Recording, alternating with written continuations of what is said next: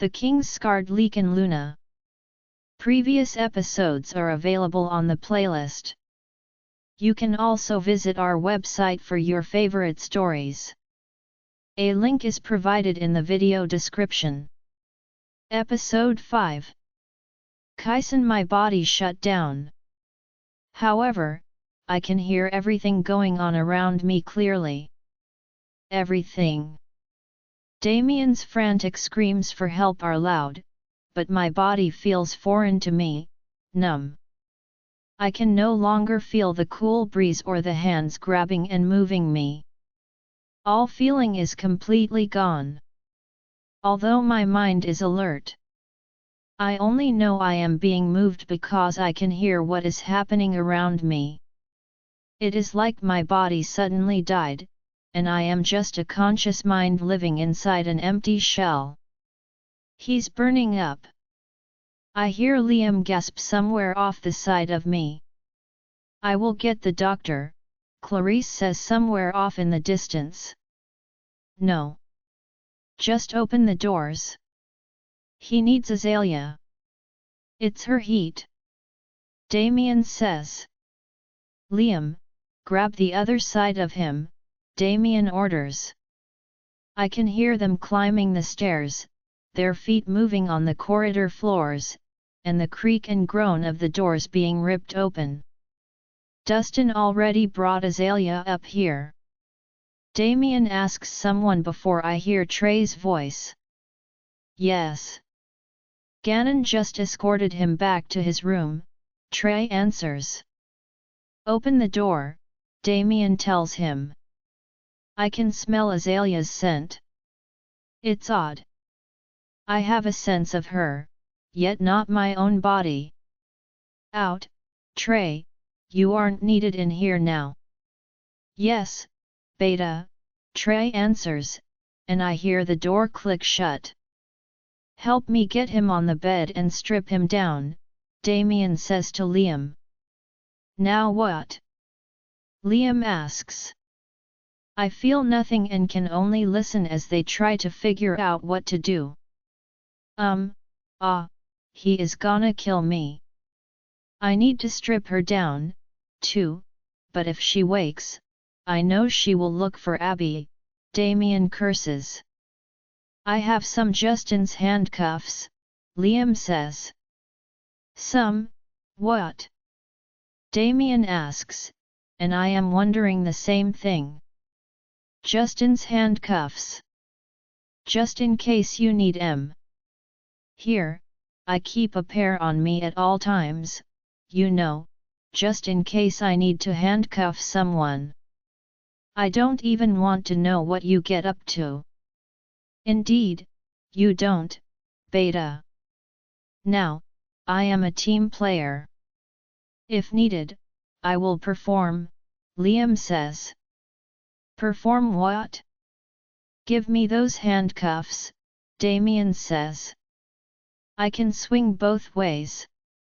If it saves the king, I can close my eyes and stick one in him, Liam says. If I could move, I would have strangled him for saying that. I'll have to remember. That won't be necessary, Liam. Go see Clarice. Yeah, Ratio, Beta. The offer still stands. If it's just a good, he needs, I don't mind breaking him in. Out, Liam. Damien. I'm going. No need to get your panties in a wad. Wanna check on the boys, anyway. Hey? What boys? Some stowaways. All good, Uncle Liam is on kitty duty until Clarice gets off. Why did I let him on as my personal guard? The man can fall in a barrel of titties and come out sucking his thumb, that is for sure. I hear Liam leave before hearing Damien move around to the other side of the bed, followed by the clink of metal. Vaguely, I feel him place the handcuff on my wrist before hearing him attach it to Azalea's. I should have told Dustin to stay, I hear Damien mutter to himself. Azalea. Damien says, and I can hear him trying to rouse her awake. Azalea, I am going to undress you, okay? My growl echoes in my head but doesn't appear to be heard by anyone but me. I can't help it, I don't want anyone to see her in a state of undress, especially while vulnerable during her heat, not that Damien would ever do anything to harm her or upset her. I can trust him to be a gentleman. My king, if you can hear me, you will have to get over it. I will try to undress her with my eyes closed, he mutters before I hear him tearing her clothes off. Talking through each step as if he's asking for permission that neither of us can give him. Yet, it puts me at ease, and the first spark of feeling I get is when he drapes her on my chest. Her skin helps slightly, but I am still paralyzed and unable to move or feel anything else. The sound of sheets moving around us signals that he's covering her nudity. I hear a knock at the door, followed by Trey's voice. I don't mind watching over them if you want to get some rest, Beta, he says, earning a growl from Damien. I am not going anywhere while they are vulnerable. You aren't needed here. I will call you back when you are, so get out. Damien tells him. Silence fills the room, and Damien doesn't seem to leave. I can hear him turning pages in the book he's reading. After what feels like hours later, I slowly get feeling back, yet I cannot move, not even open my eyes, no matter how much I try. After a while longer, Azalea stirs, and I listen to Damien berate her and me, in a sense. Although he is talking to her, I listen, knowing he is right, and I feel terrible that she is on the receiving end of his anger over our stupidity, mostly mine. I should have listened to her, and now I have to make it up to her. When Damien leaves the room, I listen to her talk to herself. Her voice brings me comfort, her touch puts me at ease, and then she marks me. It smashes through every barrier and grips my soul. Her fear for me slams into me as the bond is forged, and I have never felt such immense relief when she does. She is officially mine, and I am hers. Our bond is now forged for life. Or so I hope. Azalea doesn't move from me. She occasionally whispers to me and bites me as her heat drives her to the edge of her sanity, and instinct comes over her. I lose count of the number of times she asks me to wake up. I listen to her sing her kingdom's anthem and listen to her harsh breathing as she struggles with her heat. I want to comfort her and let her know I am okay. Want to ease her suffering, not that I am sure she will let me. Time seems to slow, and painfully so. She is in agony as she squirms above me, her claws raking down my skin as she rubs her face against my chest. I can hear the sheets tearing as she fights the urge to mate me. She doesn't want me unconscious, yet pain ravages her, and my heart breaks, knowing I can do nothing to help her right now. Her tears wet my chest as she writhes in pain. It is torturous, pure agony, as I listen to her beg me to wake up. She wants my calling and keeps pressing her ear to the center of my chest like she can somehow hear it and let it calm her if she listens hard enough. Her claws rake down my sides, her teeth biting me wherever she can. Nesting and trying to ease her pain, anything to distract herself from the pain of her heat. Still, as my temperature dissipates, hers rises dramatically when eventually feeling returns in my fingertips, my movement slowly returning. Azalea is crying in pain, and out of reflex, I go to touch her to calm her, and my fingers are suddenly tangled in her hair. She freezes, and I blink up at the ceiling, my surroundings coming back to me to find her face all red and blotchy from her crying and her heat as she peers down at me. "SHH," I whisper, turning my head to kiss her forehead. She rocks her hips against me, dropping her head back to my chest, her ear flat against the center. My calling slips out, she bathes and soaks in it, her body calming instantly as I run my fingers through her hair. Her breathing evens out. "I am not touching you until you say it, love," I murmur into her hair. "Please. Make it stop," she groans, trying to move lower. Her teeth sink into my chest, and her claws scratch my shoulders, so I roll, flipping her onto her back and kissing her. Azalea responds instantly, kissing me hungrily and wrapping her legs around my waist. "Azalea, he has been out for hours." The waiting becomes pure agony, and my mind keeps wondering if it is too late. I wonder if I have killed my mate. Why didn't he tell me he could die? Did he seriously think I would let him die? Yes, we have obvious issues, but none are worth dying for, so why would he risk his life? He should have told me when I was in heat the first time. I wouldn't have let him die despite being angry with him. My skin is super sensitive, and I try shifting to get out of the handcuffs. The limited movement makes the pain worse when all I want to do is curl up in a ball, but the handcuff restricts that effort.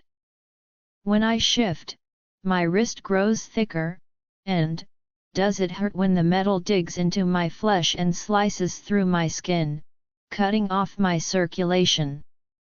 So, instead, I am forced to just lie in the same position. As the hours drag on, I feel myself turning rabid, the heat boiling inside me, growing stronger. My claws slip from my fingertips and slice into Kyson repeatedly as I battle with the pain and searing heat that makes me feel like I am boiling from the inside out, his scent no longer soothing but excruciating as the urge to mate ravages me. Would he think I am mauling him if he wakes up? The thought makes me whimper, my heart racing faster as worry gnaws and claws at my insides. My stomach clenches painfully, and my body pulses to its own beat. Death would be kinder at this point. The pain is horrendous as I rock my hips against him, seeking any form of relief. Sweat beads and glistens on my skin, my hair drenched in it as my temperature skyrockets. The pain is so unbearable that I beg to be put out of my misery as I cry out and writhe. I stare at my tears and bite marks coating his chest, when I suddenly feel his hand in my hair. I freeze, wondering if I imagined it and that the pain has driven me to madness. Only when his fingers caress across my scalp, moving through my hair, do I realize I haven't imagined it all. Pushing off his chest, I stare down at him to discover his eyes open and staring up at me. "SHH," he whispers, tilting his face up to kiss my forehead. A sigh of relief leaves me. He is awake. Never have I felt such immense relief before in my life. My heartbeat quickens, knowing I haven't killed him. My hips rock against him, and then I crash against his chest, pressing my ear flat against the center, wanting the soothing essence of his calling. Kyson delivers instantly. I was worried he wouldn't. I was worried that he would be mad and let me suffer.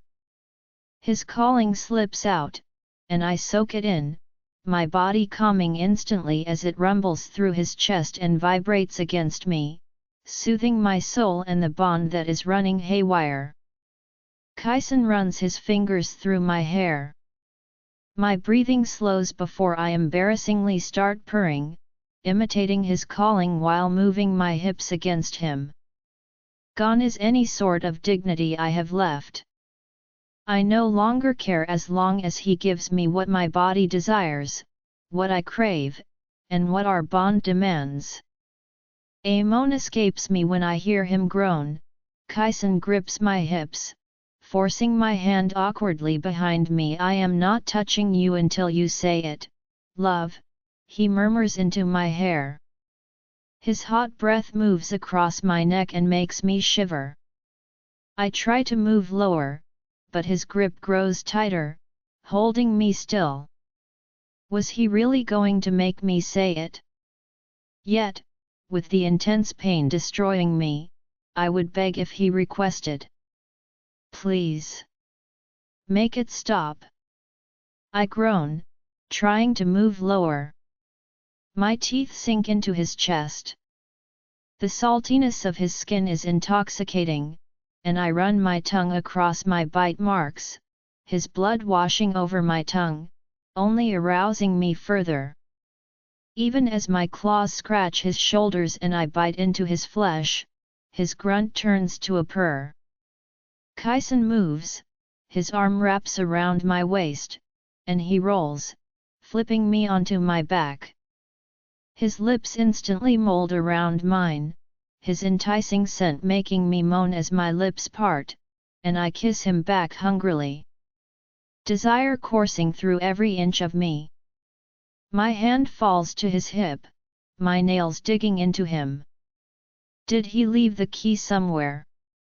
Kyson asks, but I don't answer, nor do I care about a key. Lifting my head, my teeth sink into his chest as I bite him. Kyson purrs, his hand going to my hair and holding my face against him. Kyson fists my hair, forcing my head back, only to recapture my lips with his. His tongue delves between my lips, tasting every inch of my mouth, and I roll my hips against him. Kyson rocks his hips against me, his fingers lacing with mine while the other is still tightly gripping my hair as he devours my lips. I moan into his mouth, my thighs drenched when he sucks on my bottom lip, nibbling on it. My temperature reduces as the bond comes alive. Kyson's hot, fiery mouth and tongue continue their descent.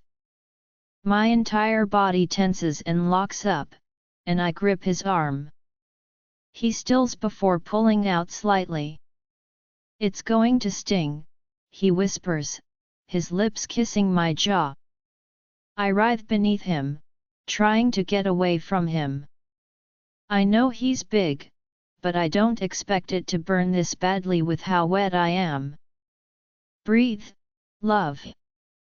It will only hurt for a few seconds, he says, kissing my lips and peppering my face in kisses. Kyson floods me with his calling, forcing my muscles to relax. My entire body submits to it, and I let out the breath I have been holding in, my body relaxing. I open my eyes, tears slipping down my face.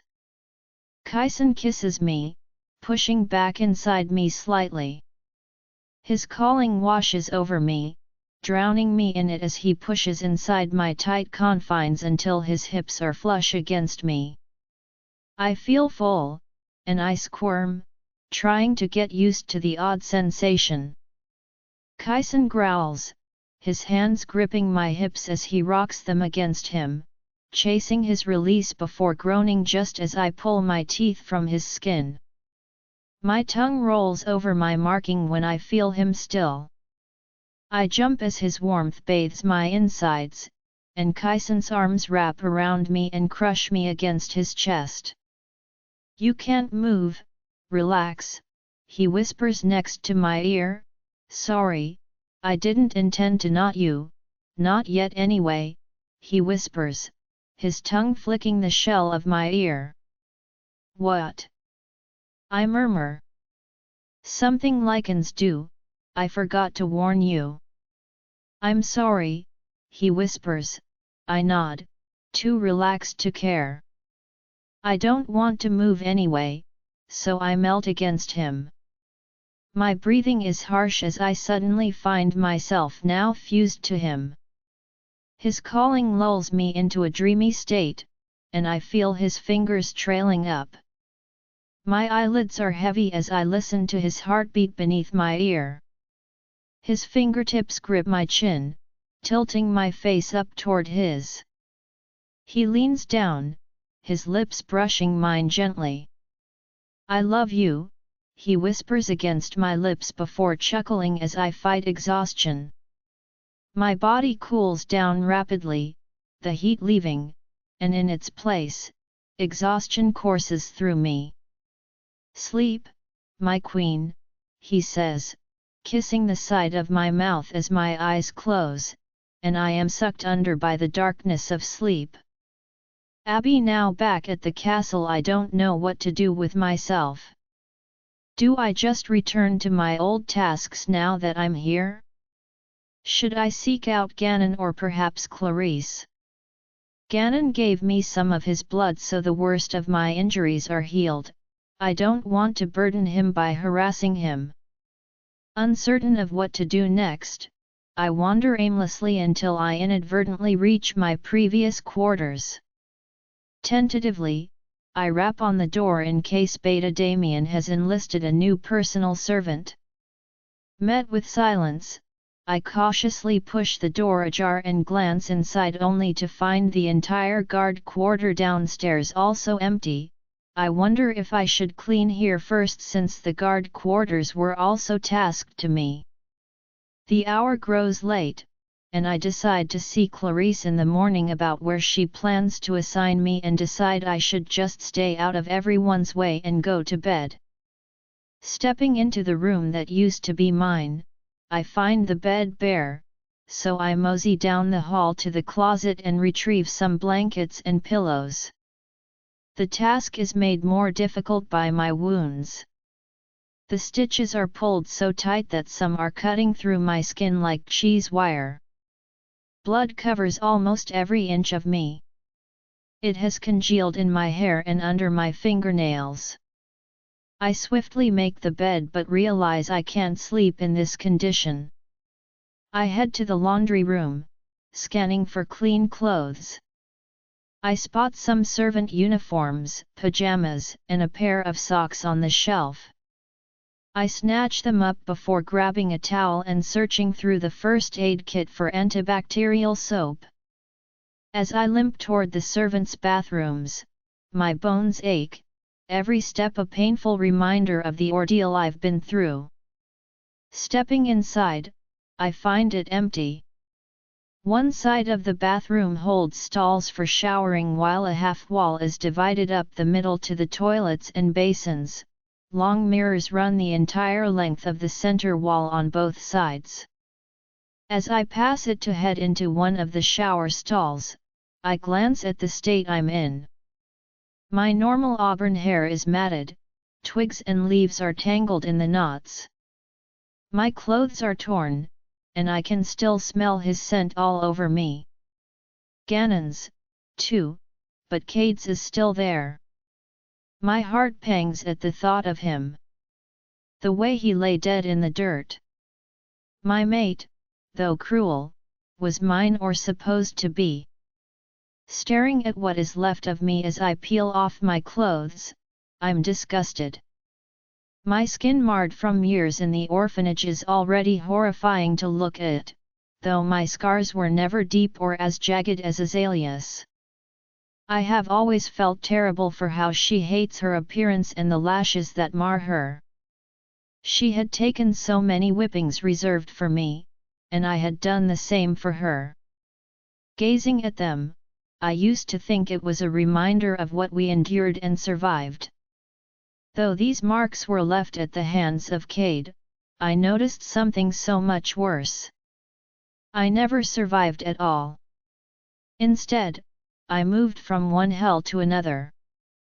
Staring at my ravaged flesh, I am not so sure anyone can look at me again and be anything but disgusted by the sight of me. There are multiple marks on my neck from him that have turned my flesh black like it is rotting away my skin, the skin raised jagged, same as the scars etched into my heart. The hollow void feels like it will never be filled again, bottomless. I press my lips together to stop crying out when I peel my shirt off, dumping it on the floor. I hiss as I force my pants down my legs. The blood saturates my pants, sticking to my skin and making me feel like I'm being skinned alive. Tears blur my vision, and I bite back the sob as my stitches open and blood cascades down my leg in a stream. I try to step out of my pants when hands fall on my hips, making me jump and hiss as the stitches along my arms and ribs tug from the movement. I was looking for you, Ganon murmurs. He kneels, peeling them off, and I grip his shoulder, stepping out of them. He kisses my hip bone, which protrudes beneath my skin. The blood rushes to my cheeks, knowing I am now standing naked in front of the man. "Why are you in the servant bathroom?" he asks, standing back up. Keeping my back to him, I cover my chest. Not that there is much point with the giant mirrors. I know he can see every vile inch of me if he glances at them. I didn't know where else to go. You disappeared, and I didn't want to bother Clarice to find out where I would be stationed. So I went back to my old station, I tell him. You should have just gone to our room, Ganon whispers. I am Beta Damien's servant. I don't think he has another. No one was in the room when I went in there, I tell him. I grab my soap, placing it on the niche before hissing as I start the shower. Ganon growls behind me while I examine my arm, which is black and blue, where Cade mauled me, the stitches pinching my skin, holding it together. The water sprays out, bursting from the shower head in a wide spray, making my injuries burn and sting. Can you shut the door? I ask him, not wanting to turn around.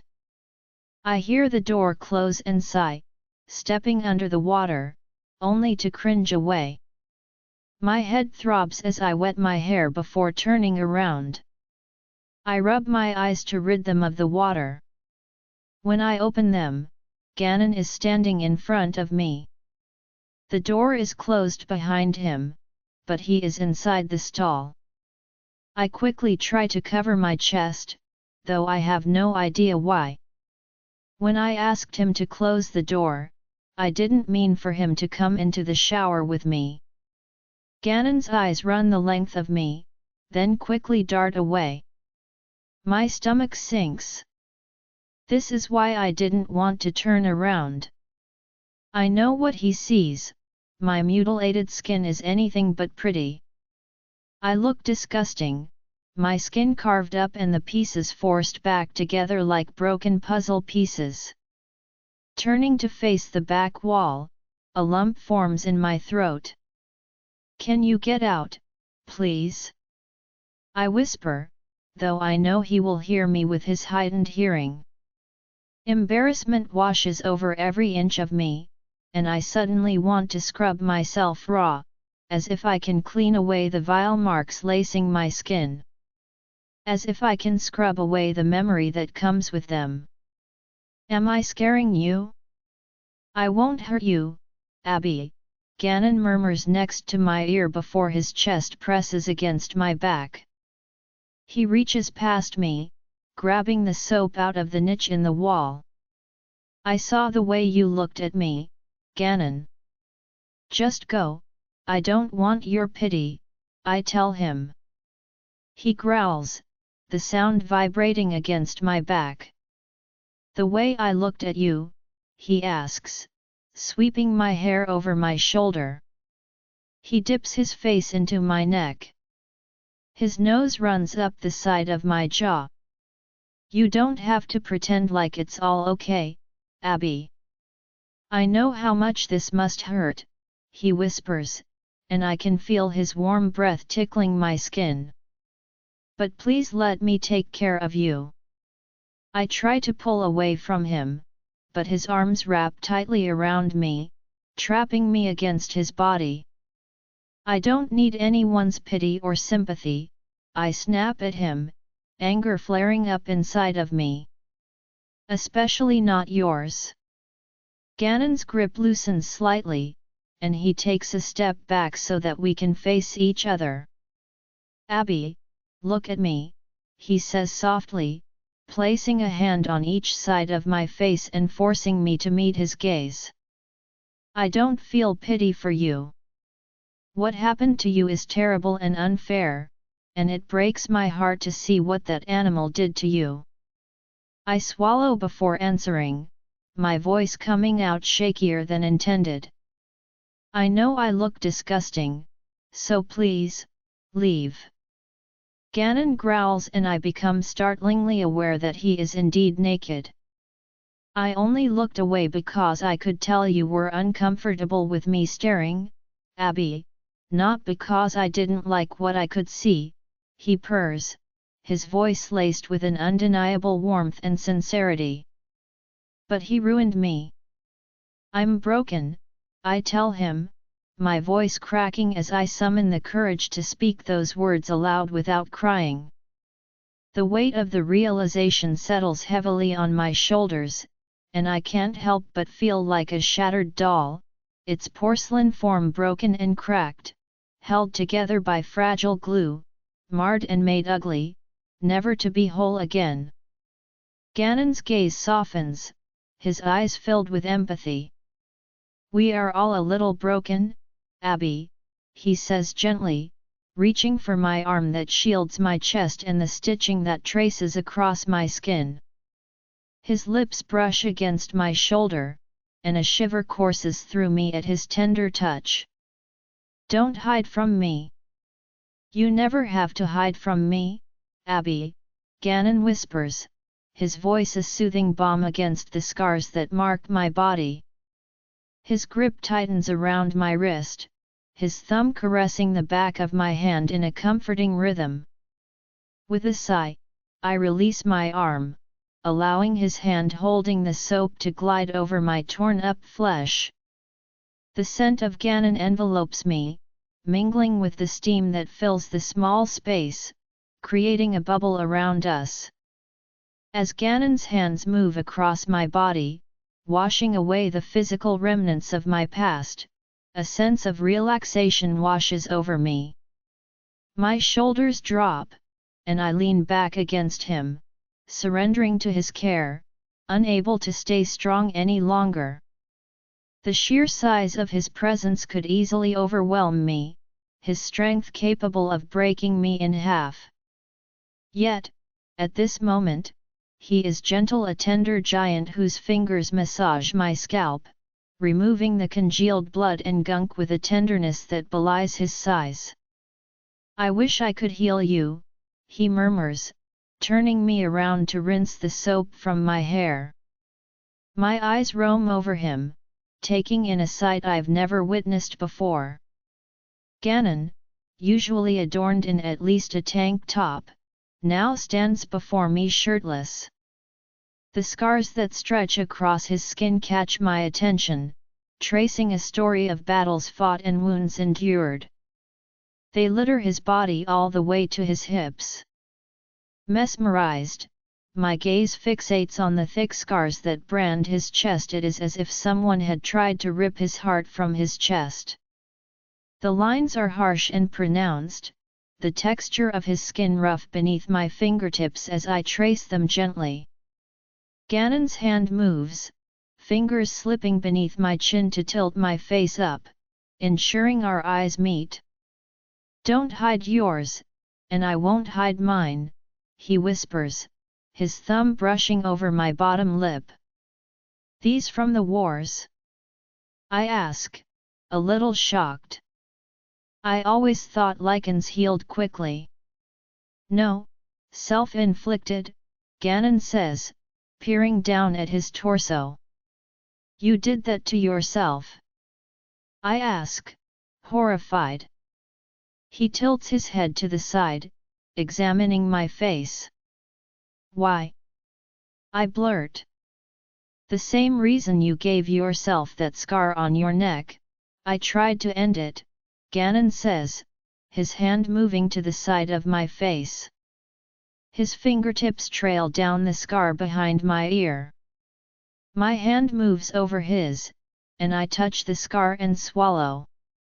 The memory of how I got it in Azalea hers will forever haunt me.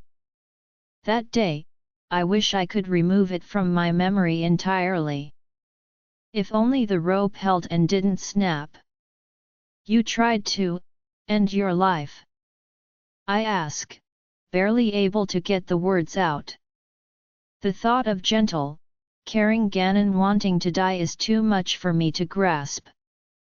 Ganon nods, his expression pained as he stares down at our intertwined hands. I was in a dark place, he admits softly. I know what it's like to look in the mirror and not like the person staring back at you. He leans down, pressing his head against mine. Just as I know the feeling of not wanting to wake up anymore. Looking for anything to erase the agony you are in. For a moment, we stand there in silence, lost in our own thoughts and memories. Then, Ganon's hand moves from my face to cup my cheek gently, his thumb brushing over the scar again behind my ear. I'm glad you're still here, he says, gazing into my eyes with such intensity that it takes my breath away. I'm glad you are, too, I reply honestly. With a small smile, Ganon leans down and presses his lips to mine in a tender kiss. It's not passionate or heated, instead, it's filled with a sense of comfort and understanding. Ganon knows what it's like to carry heavy burdens and pain, he knows what it's like to feel broken inside. More than my life, Ganon murmurs. That is what you and Azalea say, he whispers. I swallow and nod. More than my life, Abby, you are worth so much more than mine. You hold on, and I will for you, I have for you. Azalea told you. I ask him, suddenly feeling dirty. No, the king did. Azalea wouldn't betray you. She explained how you both shared similar scars and the meaning behind the words you speak with each other. Not what the butcher did, but I got the picture. Doyle confessed when I found him. You met him? I ask, feeling bile rise in the back of my throat at the mention. Yes, and we killed him for what he did. Mrs. Daly, too. He will never come after you again. I will never let anyone hurt you again. You killed him? I ask. I am surprised at how little I feel about that information. He had confessed to murdering someone, but I feel nothing. He hurt you, so I made him hurt, too, Ganon tells me, and I nod, biting my lip. What do you say to someone who confesses to killing for you? I should be worried he would, yet I felt nothing. Not sadness, not relief, just nothing. I wish I could heal you, he repeats, and my eyes dart to him, his eyes roaming over my torn flesh before moving to the marks on my neck. Cade never deserved you. I hate that his marks lay on your beautiful neck. I touch them, and they feel bruised. The movement makes me wince. You will let me remove his mark from you one day, I can be patient, Abby, Ganon says, and my brows furrow at his words. You can remove them. Ganon chuckles darkly. Yes, when I mark you and when you agree to let me be yours, he says, and I step back. I wasn't sure I wanted anyone to have that sort of control over me again, not after what Cade did. SHH, not now. When you're ready. I will wait. For now, having you back is enough for me, he says, stepping closer. His arm goes behind me, and the water cuts off. What if I am never ready? I ask, wondering if he would walk away. I'm not sure if I can be with anyone, though I used to want to be with Ganon. I still do, I'm just not sure how that will be possible now. So much has changed. I have changed, and I know it isn't for the better. I'm immortal, Abby. I have all the time in the world to wait for you, he says before turning and grabbing the towel hanging on the hook. He wraps it around me, pulling me closer.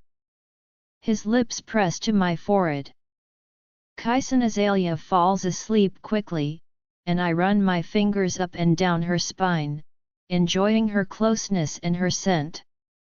Relief floods me, she is officially mine, and I am hers. An overwhelming feeling washes over me knowing I have never felt so complete before as I do now. Yet fear gnaws at me. I nod at her. Lost in the moment, I forgot to pull her off.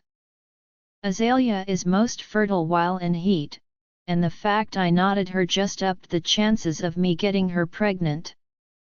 Worry eats at me, not because it happened, but because it was clear to me Azalea had no idea what I was talking about when I told her. Will she hate me if I get her pregnant so soon? My troubled thoughts claw at my insides and give me a headache. Time slips by me as I become trapped in my thoughts. I finally feel the swelling at the base of my down, now able to slip free of her body. I groan when I notice the handcuff still attached to my wrist. Opening the mind link, I feel for Damien, hoping he has the key.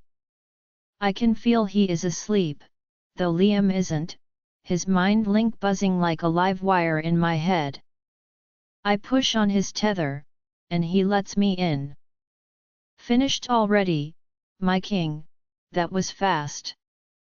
Need me to show you how it's done? Liam taunts. Liam.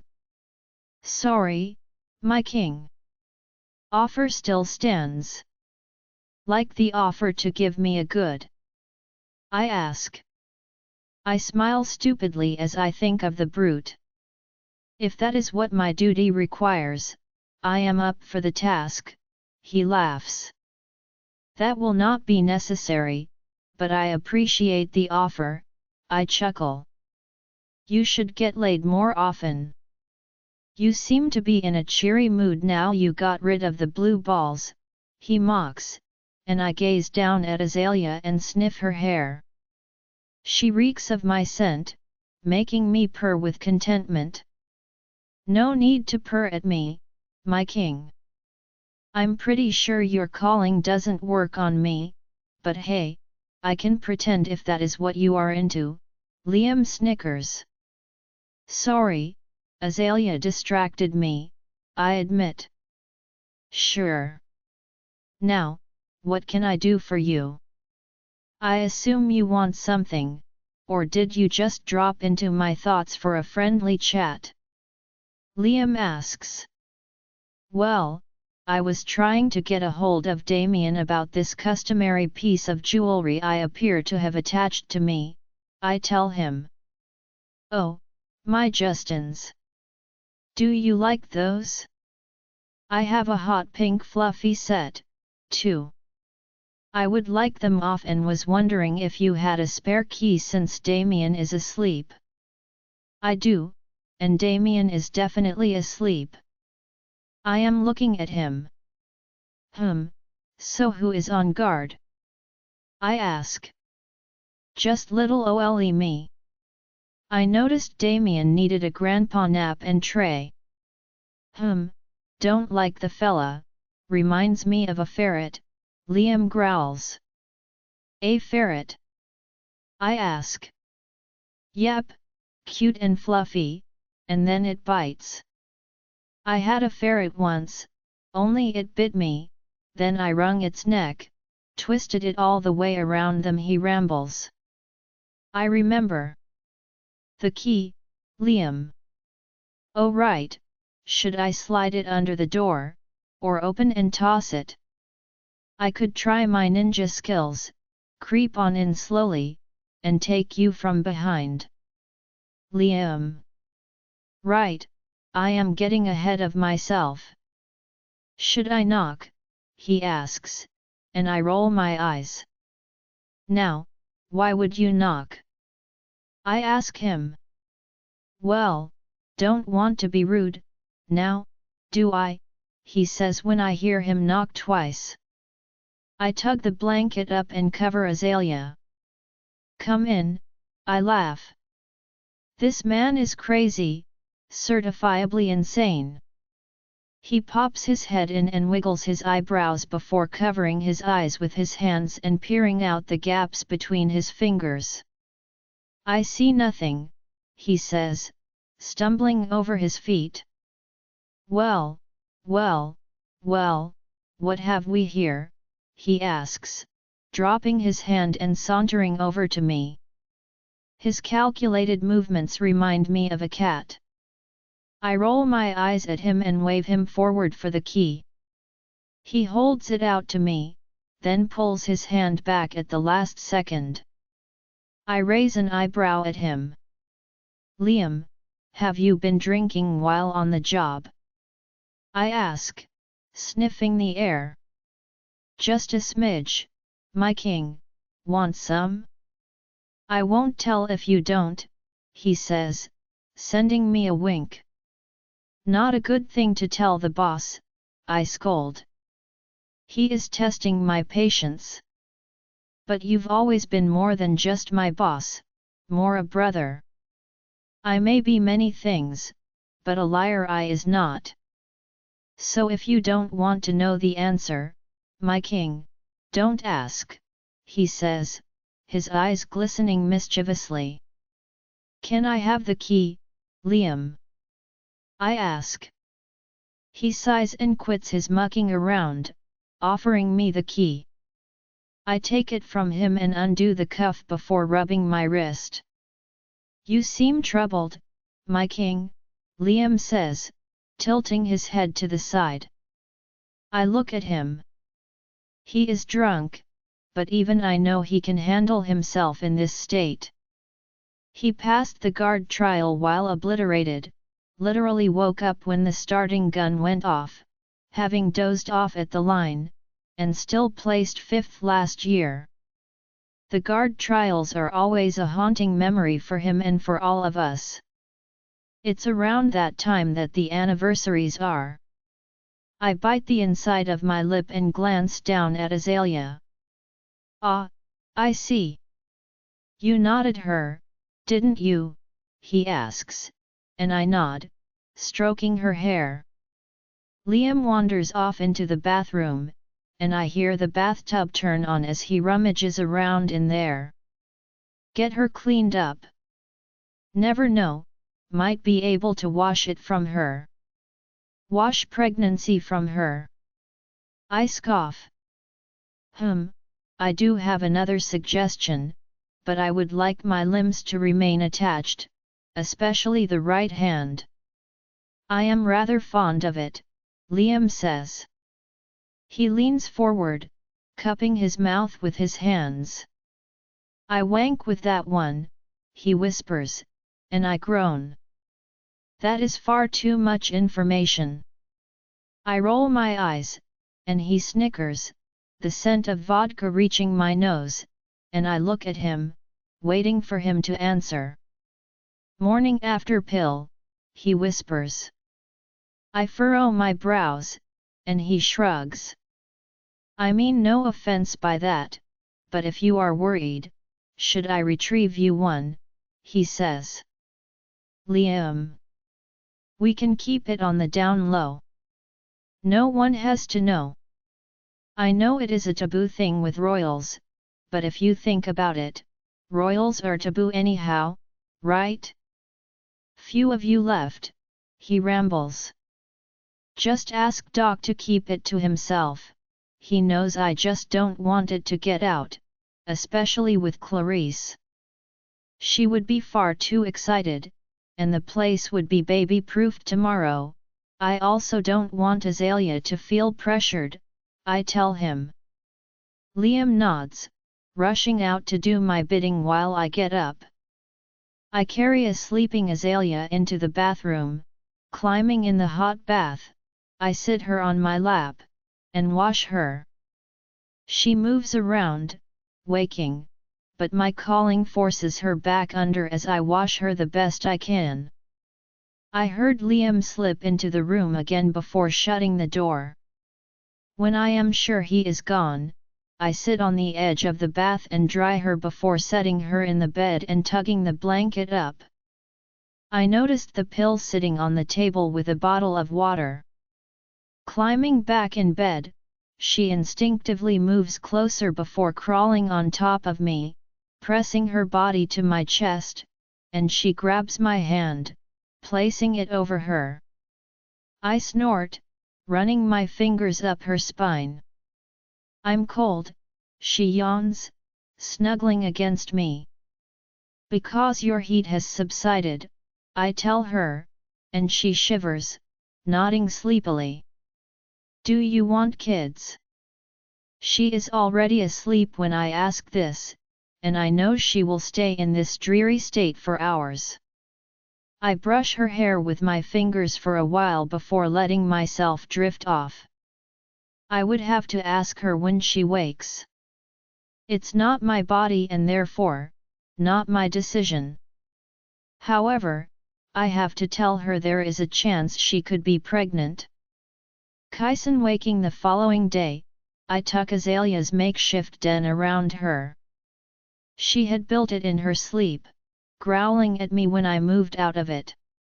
I always secretly loved seeing female lichen nests. As dangerous as a nesting lichen can be, I like the possessive nature behind it. I love how they never lose that primal instinct over time and after changes in tradition. It is built in their DNA, just like our calling is in us men. Azalea burrows underneath the blanket she had shredded, feathers covering every inch of the bed as she disappears beneath it. Grabbing some shorts, I mosey to the door to see Damien standing guard, wide awake and looking alert. My king, he nods. Watch her for me, I ask him, and he nods. I head for the stairs before stopping. Don't enter. Azalea is nesting. I heard her shredding the bed earlier. Also heard you try to save your pillow from her. It woke me, Damien laughs, and I tug my lips in the corners. When I return, you can go off duty. I won't be leaving her side, I tell him, and I turn for the stairs again when Damien speaks. Dustin, my king. I stop, a growl slipping out of me as I turn to face him. He wants to return his post, Damien continues. Trey has it handled. I say, but I am now a little uneasy about Trey. About that. I have removed him from her guard. I furrow my brows, and I turn to him. Very well, I answer. You agree? He asks, shocked. Yet, ever since Liam said something last night, it has bothered me. Dustin doesn't trust him, and despite what he did, I know he wouldn't have done it to put her in harm's way. Liam said something last night, too, so keep a close eye on him, I tell Damien. Certainly, and Dustin. He can return to his post, but I will tell him to keep his distance. You are doing the right thing, my king, Damien says. He's her friend, I answer. And yours, my king? He is yours, too, Damien says. I nod, heading downstairs toward the kitchen. I am starving, and I don't want to bother Clarice, so I figure I will make my and Azalea's breakfast. Or is it lunch? I have completely lost track of time. Only when I enter the kitchen, I stop and sniff the air. Rogues. I stare at the two boys sitting on the counter with a bowl between them. They are licking an egg beater each, and both of them freeze when I step into the kitchen.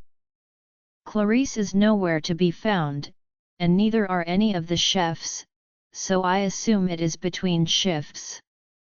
Hello. I tell them, walking into the room and glancing around. How did they get in here, and where did they come from? They both stare at me like stunned rabbits. The oldest of the two tucks the younger boy closer like he can protect him from me.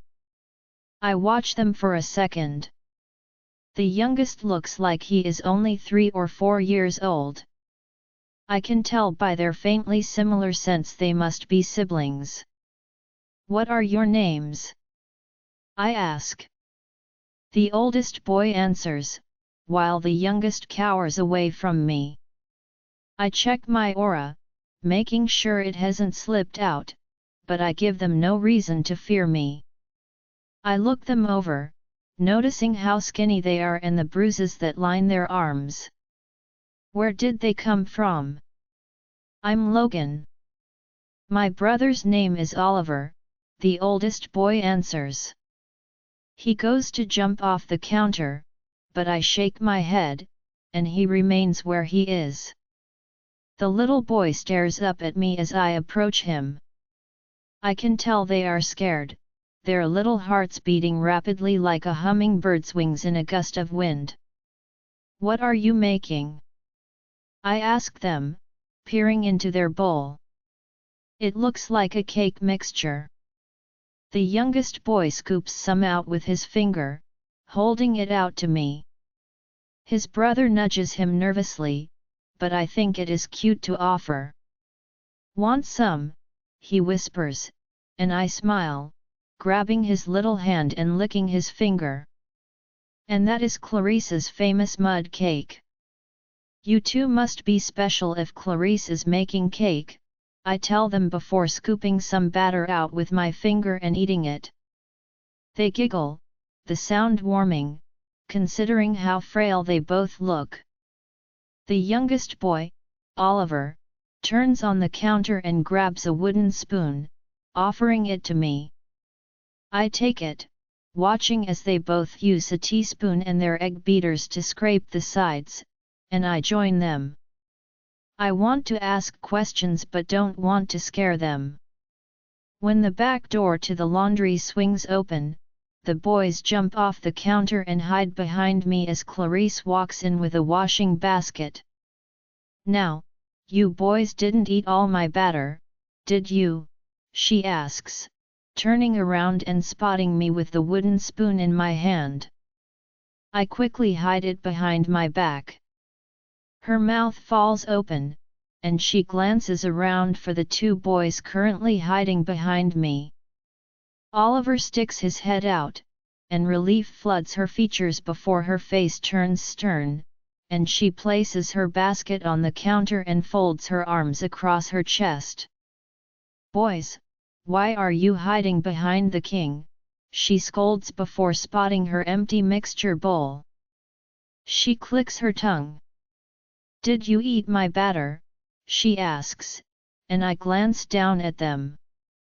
Her lips tug in the corners, and the boys step out from behind me. Logan, the cheeky little thing, points at me. He helped, Logan snitches. Is that so, my king? Clarice asks. I was merely helping by making sure it didn't go to waste, I tell her, and she chuckles, turning her attention to the boys. Well, You best get me more ingredients, boys. I can't make a cake without a batter, she tells them, and they scurry off toward the pantry.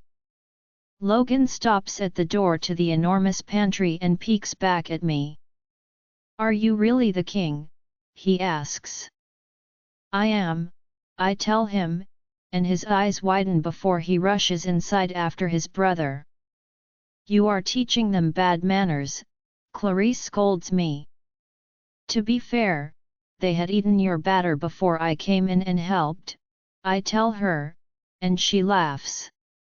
So, are you going to make me ask, or are you going to tell me where they came from? Gannon and Liam dropped them to me here, now I know I have a full schedule, but they are no fuss. I can still do my tasks. And I will keep them in line, Clarice gushes, and I touch her shoulder, stopping her.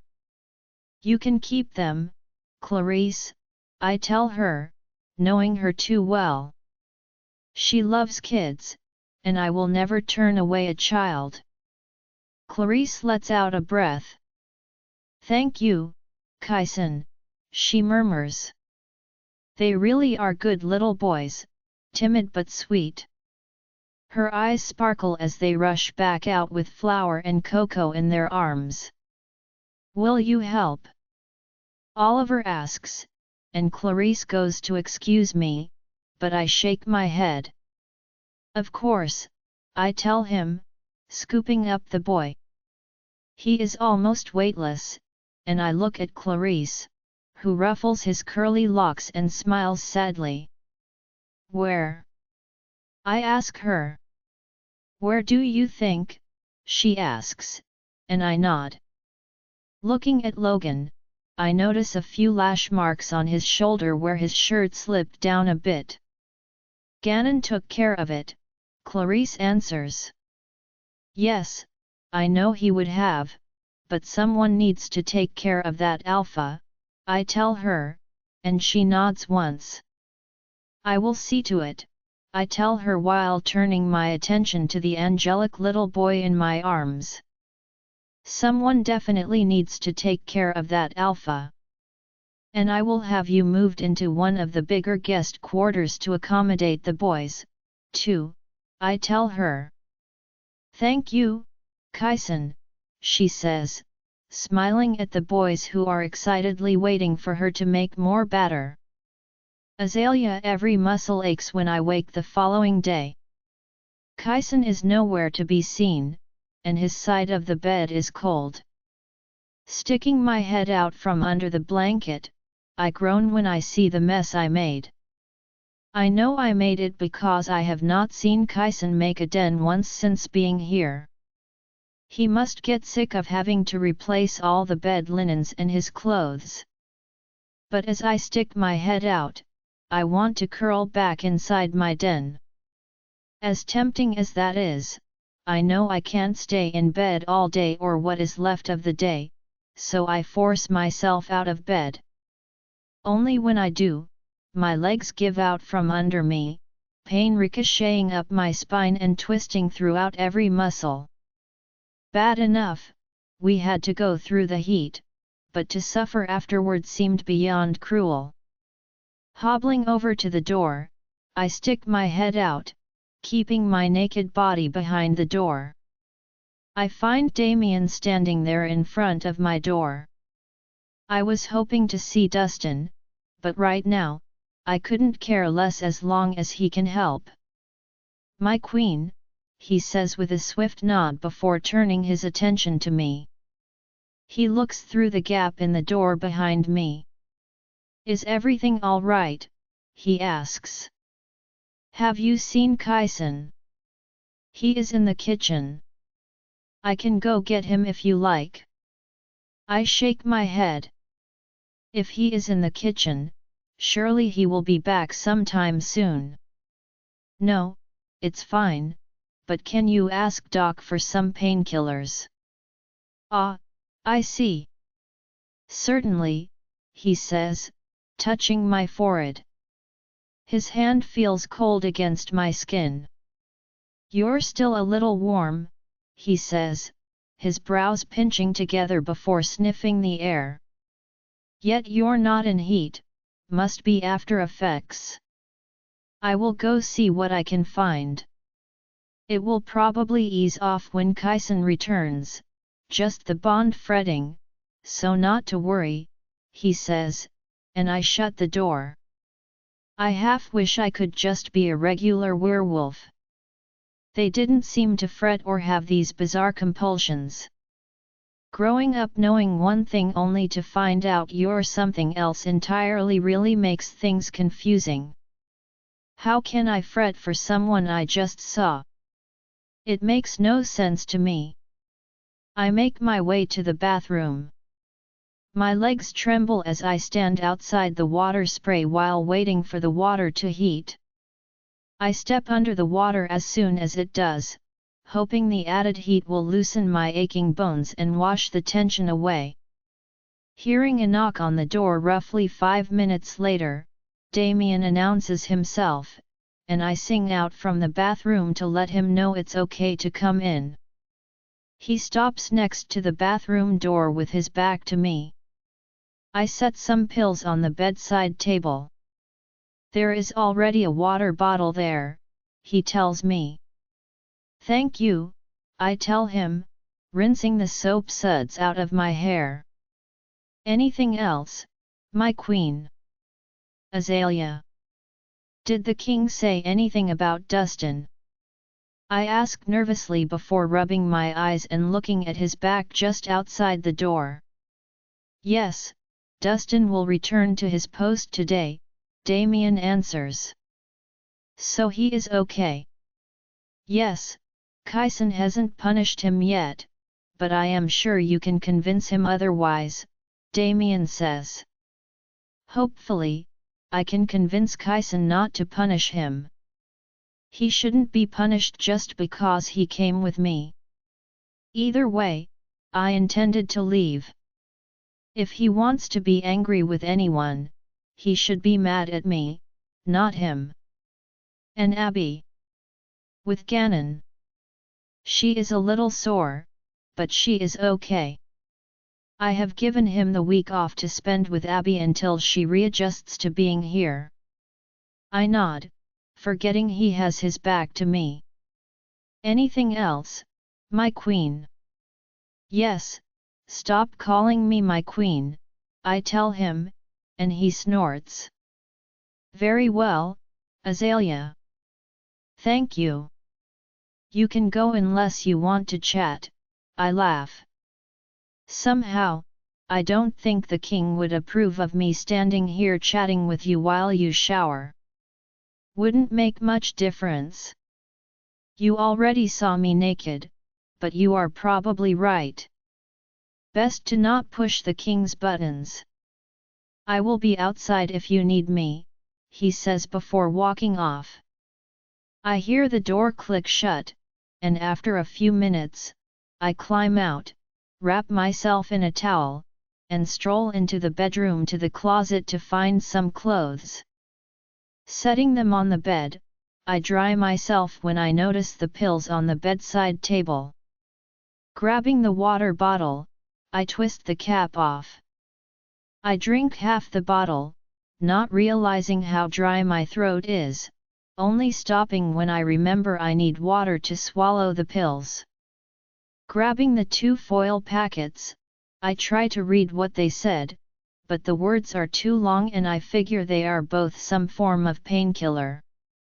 I pop the first 2 out and swallow them down before snapping the foil on the other grey pill. It smells funny, and I try to remember where I have smelled that scent before. Shaking my head, I tip the bottle to my lips when the door opens. Dropping the empty foil packet back onto the bedside table, I go to put the tablet in my mouth when the wind is suddenly knocked out of me as I land on the bed. Kyson grabs my hand and lands on top of me on the bed. "Geez, Kyson," I snap at him as he pries my fingers apart. "What's got into you?" I demand. Kyson takes the pill out of my hand before letting out a breath. Ah, thank the moon goddess, he sighs. I stare up at him, wondering what the moon goddess has to do with any of this. Thank her for making me sore because I would rather curse her out. Kyson sits up, and I notice Damien standing in the doorway, looking petrified, when Kyson looks over his shoulder at him. She didn't take it, Kyson tells him, and Damien visibly relaxes. Sorry, I didn't know, he says to Kyson. Well, that makes two of us because I still don't know what is going on right now. It is my fault. I shouldn't have left it there. You can go, Kyson tells him, and Damien shuts the door. Kyson turns back to look down at me before holding up the pill. This is not a painkiller, he says, climbing off me. I blink up at him, waiting for him to explain, and he leans down, pecking my lips. Kyson lets me sit up before dropping the pill in my hand. That is the morning after pill. Do you know what that means? He asks. I shake my head. Kyson scrubs a hand down his face. I didn't mean to, but I nodded you, he says. I remember him saying that last night. It is why I couldn't move afterward. You take that it will kill off an unwanted pregnancy, it has to be taken within 72 hours if you're human. Since you're Lycan, you have roughly half that time to take it, but the choice is yours. Wait, you impregnated me? I ask, horrified, while staring at the pill in my hand. I'm not sure, but you are more fertile during heat, and since I nodded you, the chances are even higher, so if you don't want to be pregnant, you can take that to stop it, Kyson says before staring at it in my hand. Do you want me to take it? I ask him, glancing down at the pill. What I want doesn't matter, it is your body. The choice is yours, Kyson tells me when I hear arguing outside the door. Kyson looks over his shoulder at the door. He growls but climbs off the bed and stalks over to the tray Damien has placed on the dresser. He grabs it, walking back to me. Here, I made you something to eat. I will be back in a second. Just need to sort out something, Kyson says, and I can feel he is angry about something as he glares at the door before storming outside. I stare down at the tray, which has different meat, eggs, and toast. Staring at the pill in my hand.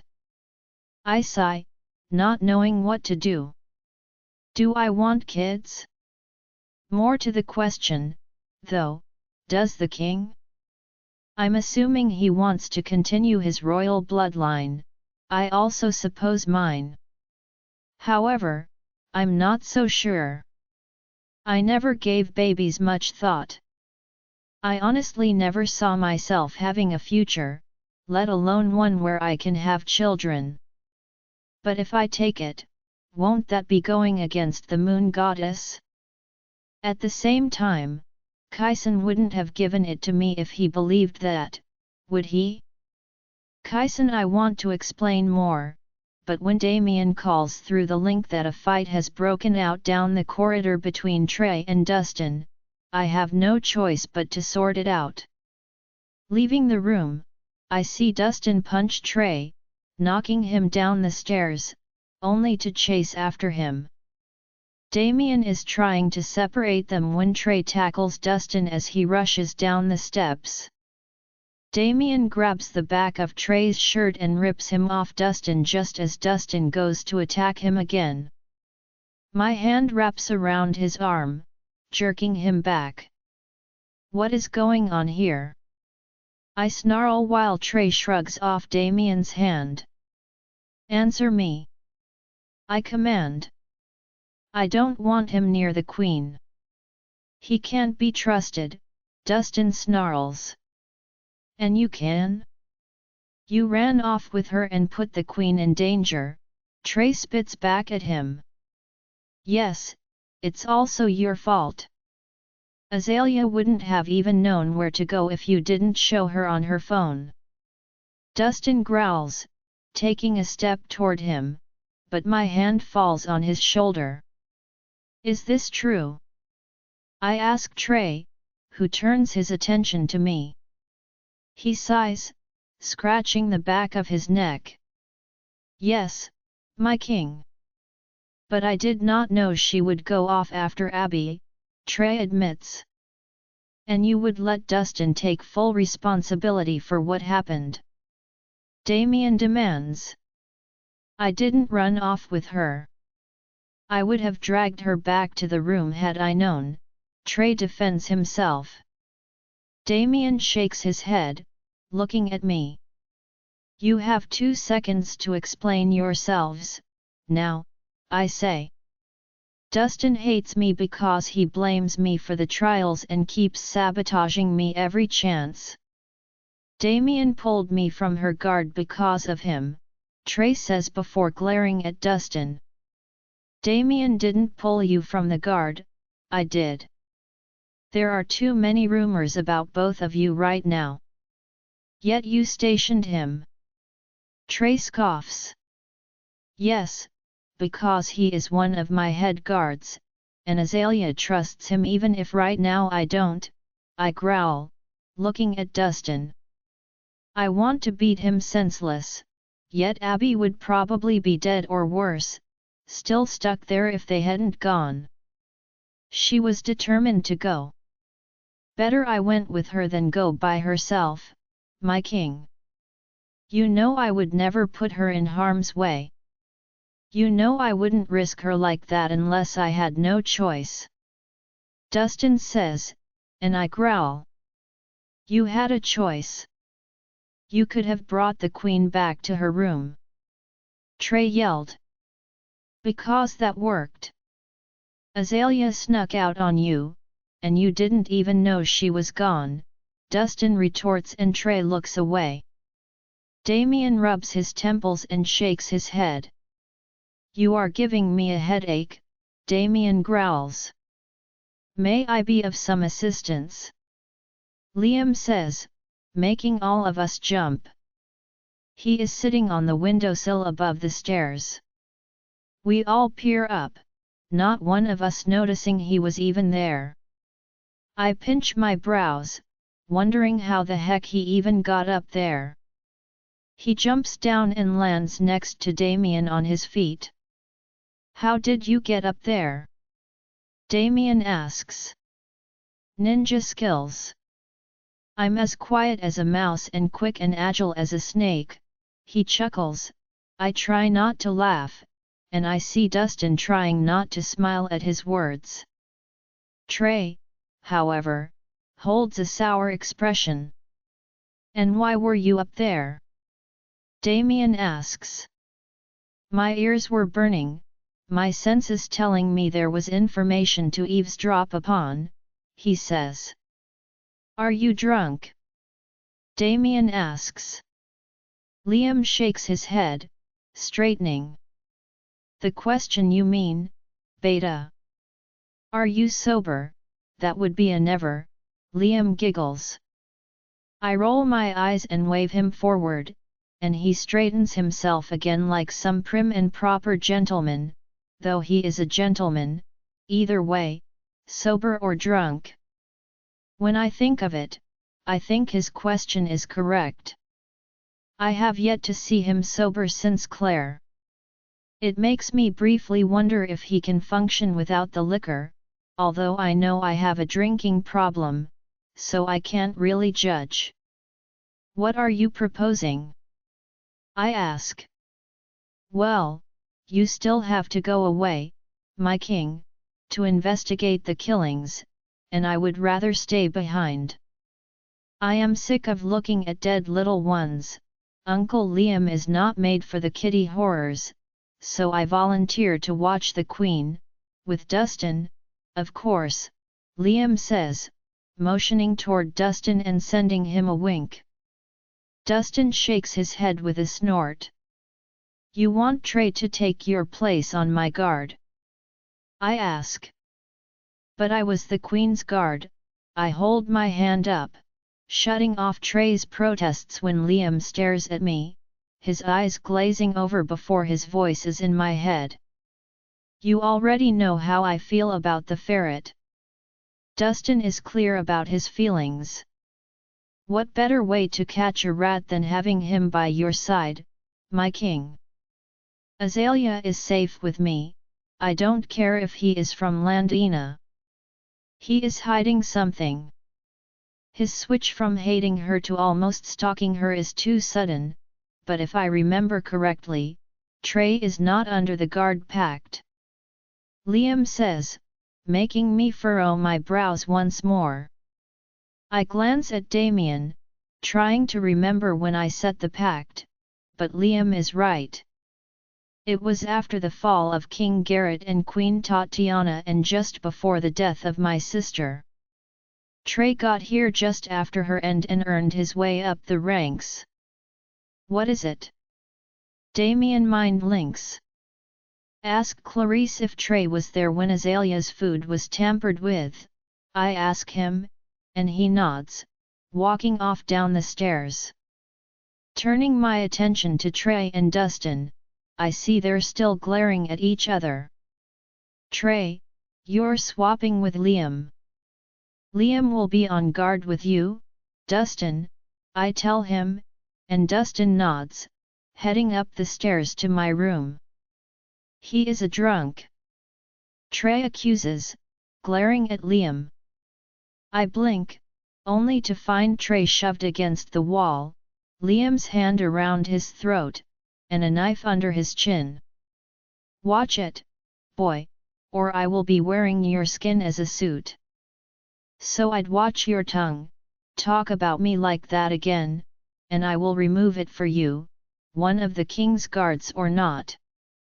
I will show you what a drunk can do and what a pretty suit you would make, Liam warns, tapping the side of Trey's face with his knife. Trey swallows and nods quickly. Liam growls before shoving off him and walking up the steps to his post, while Trey presses his lips in a line, looking away. 5 a.m. We leave in the morning. Be ready, I tell Trey before turning on my heel. Yes, my king, I hear him answer before walking off. When I reach the top level, Dustin nods at me. I press my lips in a line, turning to face him. You are not off the hook. Unfortunately, my punishment for you. I think putting up with me would be punishment enough, don't you think, my king? Liam chuckles. I click my tongue, turning back to Dustin. It is yet to be decided. Don't trap up again. I won't, my king, Dustin says, and I nod to them, pushing the door open and going to find my mate. Azalea is sitting on the floor by the fireplace, playing with her tablet and an open book. Did you eat? I ask her, and she nods, pointing to the empty tray on the dresser without looking up from the tablet she was typing away on. I sigh, walking over and grabbing it. Opening the door, I go to hand it to Liam when I notice the pill still sitting on the tray. My heart races a little faster, seeing it sitting beside her empty plate. Azalea? I ask, glancing over my shoulder at her. She peers up from where she is sitting on the floor to stare at me. Did you mean to leave that on the tray? I ask her. She scratches her neck, and I can feel her worry through the bond, and she grows nervous. She is scared of answering but does. You said it was my choice. I don't want to take it, she says, biting her lip, her eyes on the tray in my hand. Liam. I tell him, and he takes the tray, shutting the door. A giddy feeling rushes through me, knowing she wants kids. You know what that means, right? I ask, walking over to her. That I could get pregnant, Azalea answers and shrugs. But I also might not be pregnant, so we'll see. I stop beside her, and she stares up at me. Are you angry? She asks. I shake my head, sit beside her, and pull her on my lap. I am the complete opposite, but I'm worried about how she will take it. Although now, I hold relief. No, I didn't want you to take it, but it wasn't my choice, I tell her, kissing her cheek and wrapping my arms around her waist. I bury my face in her neck, inhaling her scent, and she squirms away from my ticklish stubble. What are we reading tonight? I ask her, kissing my mark on her neck. Azalea shivers, and she holds up the book. Treasure Island, you seem to like this one, I tell her, and she leans back against me while I take the book and open it. I have to leave tomorrow, but Dustin will be here with Liam, I tell her, finding the spot she was up to. Can't I come? She asks. I thought you wanted to see Abby. Maybe next time, I tell her. Azalea sighs, but as soon as I mention Abby, I know I am right in that assumption. Opening the book, I read, stopping now and then to let her try. Her reading has gotten better, and she can identify a few new words by the time I stop. Kyson. The next few days pass by quickly.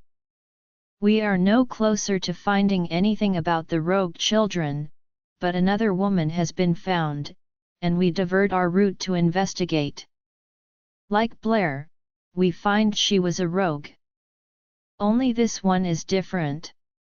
She is found wearing scrubs and appears to be a nurse, rather than the usual ex-worker, making it difficult to find any pattern to the killings. Getting ready to leave again, I feel like I have spent hardly any time here lately. I miss Azalea terribly when I am away, usually crawling into bed late at night while she is sleeping, only to leave early in the mornings. Azzy! I whisper, shaking her shoulder, and she groans, rolling onto her back. No, let me sleep. I will do it later, she whines, and I growl, scooping her naked body up off the bed. The same argument every morning as I haul her to the bathroom and drop her on the toilet. She huffs and glares at me with tired eyes. I don't understand why you have me testing every morning. It's too early to tell, Azalea growls but holds her hand out for the pregnancy test. I unwrap it, passing it to her, and she glares at me until I turn around. Because leak-in pregnancies are only 12 weeks compared to normal pregnancies or werewolf pregnancies, if you are, we should be able to tell any day, I tell her, and she mumbles incoherently. You know I can't just pee on demand, right?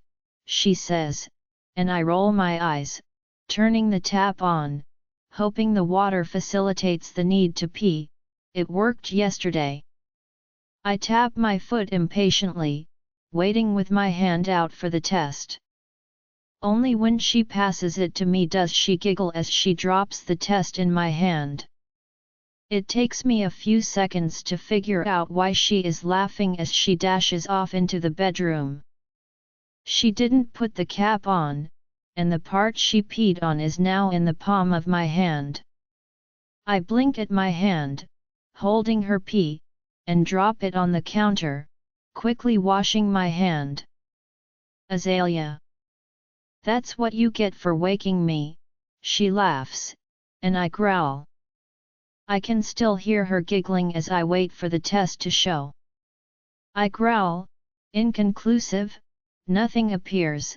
This time, the test is faulty. I rifle under the sink for another and stick my head out the bathroom door to look for her, to find her inside her den, still laughing to herself. You little brat! It was faulty. You need to do another, I tell her. No can do. I no longer need to pee, she says as I stalk out of the bathroom. I try unraveling her den, earning a feral growl from her. She swipes at me as I ruin her den, trying to get to her. She frantically tries to put it back together, making me worry. This is precisely why I want her to do the test. Her instincts are out of control, and it has only been 3 days. She assured me she feels the same, yet her instincts tell me otherwise. I will call the doc to do a blood test, I think to myself as I help her rearrange her nest, feeling bad I upset her before I have to leave. Leaning over to kiss her, she growls at me, her eyes on my shirt, and I roll my eyes, peeling it off, knowing she wants it for her nest. My poor bed has been reduced to torn sheets, clothes, and duck feathers as she rips the pillows every night. She reaches for it, but I pull it back before she can grab it, wanting a kiss. She growls but leans forward, knowing what I want. Just before her lips brush mine, she snatches my shirt from my hand and turns back, rearranging her nest. Brat! I scold, leaning across the bed and grabbing her hips, dragging her toward me. I nuzzle her neck and purr, letting the calling slip out. Azalea relaxes before turning her face toward mine. Her lips part as I kiss her, and my tongue slips between her plump lips, tasting every inch of her mouth, savoring her taste. With a sigh, I let her go, knowing the others will be waiting for me. I will be home as soon as possible, I tell her, watching her crawl into her den. I stop by my office on the way down to the car to grab a fresh shirt, which is the last one I have left clean in the room. Thankfully, I have a cupboard full in the office. Slipping one on, I step out of my office while buttoning it up. Walking out to the car, I find Gannon standing beside it. I thought you had the week off. I tell him as he opens the door. I duck my head, stepping inside. I do, but I wanted to speak to you before you left, Gannon tells me, peering in the car at me. Trey clears his throat behind him, and Gannon steps aside to allow him to climb in the back with me. I am wary of him, especially since finding out he had, in fact, been around and handled Azalea's meals. Yet, when I commanded him and questioned him, it was clear he was not the one who poisoned her food, so we are still no closer to finding the culprit at the same time. After spending the last few days with him, I, too, am getting strange vibes. Or maybe it's the rumors about him messing with my perception. Regardless, until the person responsible is caught, I trust her with very few people, and Trey isn't one of them right now. I turn my attention to Gannon, who looks at me. What do you need? I ask him. I want to take Abby away for a few days, but I want to clear it with you first. Of course. Where are you taking her? Don't know yet, somewhere, but I will be back before my week off is over. Take your time, Gannon. I can manage without you. Besides, when was the last time you had time off, anyway? I ask, knowing it has been years. Like Damien and Dustin, the man never took days off, usually called back to work before he actually can or sent off on errands. Thank you. Just make sure Azalea sees Abby before she goes. Ganon nods just as Damien climbs in the car also. I open the mind link, observing Ganon stop as he goes to shut the door. He looks at me questioningly, but I don't want to ask out loud with Trey in the car. Not that he's paying attention, he seems too busy playing on his phone.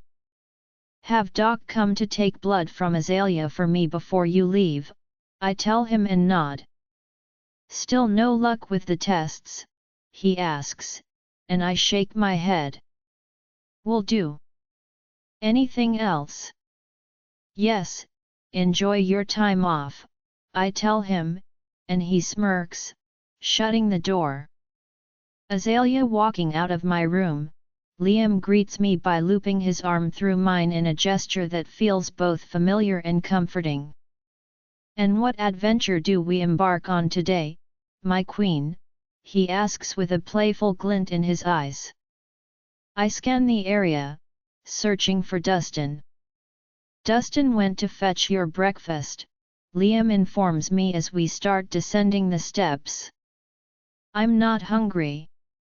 I simply wish to see Abby, I reply with a slight furrow of my brow, heading toward Ganon's room. Abby has remained secluded in the room since our return, prompting Ganon's desire to take her somewhere. Before she departs, I need to make sure she's healing all right.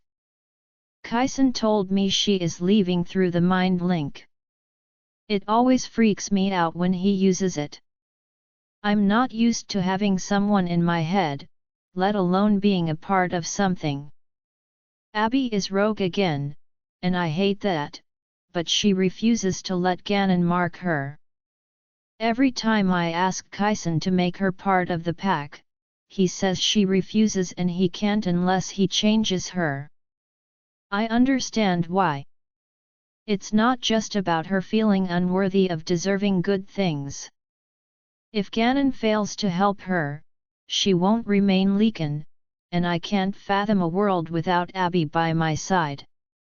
Shortly after the king's departure, Ganon visited to inform me that he plans on whisking her away, and they'd depart after lunch. Strolling through the winding corridors that lead to the back of the castle, I rap my knuckles against the door, hoping for a response. But silence greets me instead. I glance up at Liam, and with a determined grip on the door handle, he pushes it open cautiously, peeking inside. I'll wait here. Ganon isn't around, Liam informs me, his gaze averted as if avoiding something uncomfortable. I nod in acknowledgement before making my way into the dimly lit darkroom. The heavy curtains are drawn shut, blocking out any trace of light and making it challenging for my eyes to adjust.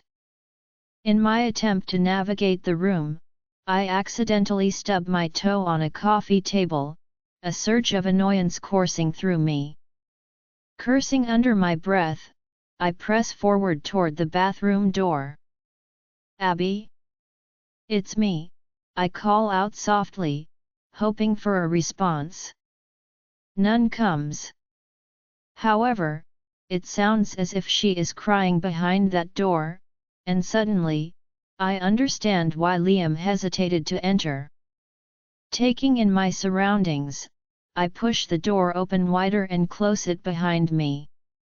As I turn toward the darkened bathroom, I notice the mirrors have been concealed by large sheets of black paper, rendering the space even darker than the main room. The air is thick with the saltiness of her tears mingling with billowing steam. An instant wave of perspiration breaks out across my skin, it feels like a stifling sauna in here. Strained murmurs emanate from within the enormous glass shower stall, its surface fogged up by steam. Abby! I whisper, opening the shower screen. And there she is, huddled at the bottom of the shower, scrubbing herself with a ferocity that seems it will be painful while she presses into the corner. Her skin is flushed and raw from the scalding water. It is evident she isn't okay. Everyone knows it, but seeing her like this shatters my heart. Abruptly, she halts her movements as if only just realizing my presence. Slowly, she lifts her head and stares blankly ahead. Clutched tightly in her hand is a scourer, the kind one would use to clean heavily stained pots, not delicate skin. I can still feel his hands, still taste his vileness in my mouth, she whispers, her vacant gaze fixed on some distant point. A tear slips down her cheek, mingling with the cascading water before disappearing down the drain. Her quivering lip reveals the pain etched deep within her. Without hesitation, I step into the scalding hot shower, my clothes immediately becoming soaked. I move toward her, near the far wall, and sit beside her. Some parts of her skin are bleeding, evidence of how harshly she has scrubbed herself. The scars that litter her body are raw and angry, although thankfully, they have healed and are now nothing more than raised reminders. Sometimes, it's all right to remember the darkness, Abby. Just don't linger there for too long. Don't let it trap you or give him control that he no longer has over you, I tell her gently, my grip tightening around her hand that holds the scourer. I don't want control. I want to forget, to hate him without loving him. How can you still love someone even after they do something like that? I should have listened to Ganon. I should have stayed, Abby whispers. That wasn't love, Abby. It was the mate bond, a twisted version of what you thought love should be, I explained. I was naive, foolish, she scolds herself bitterly.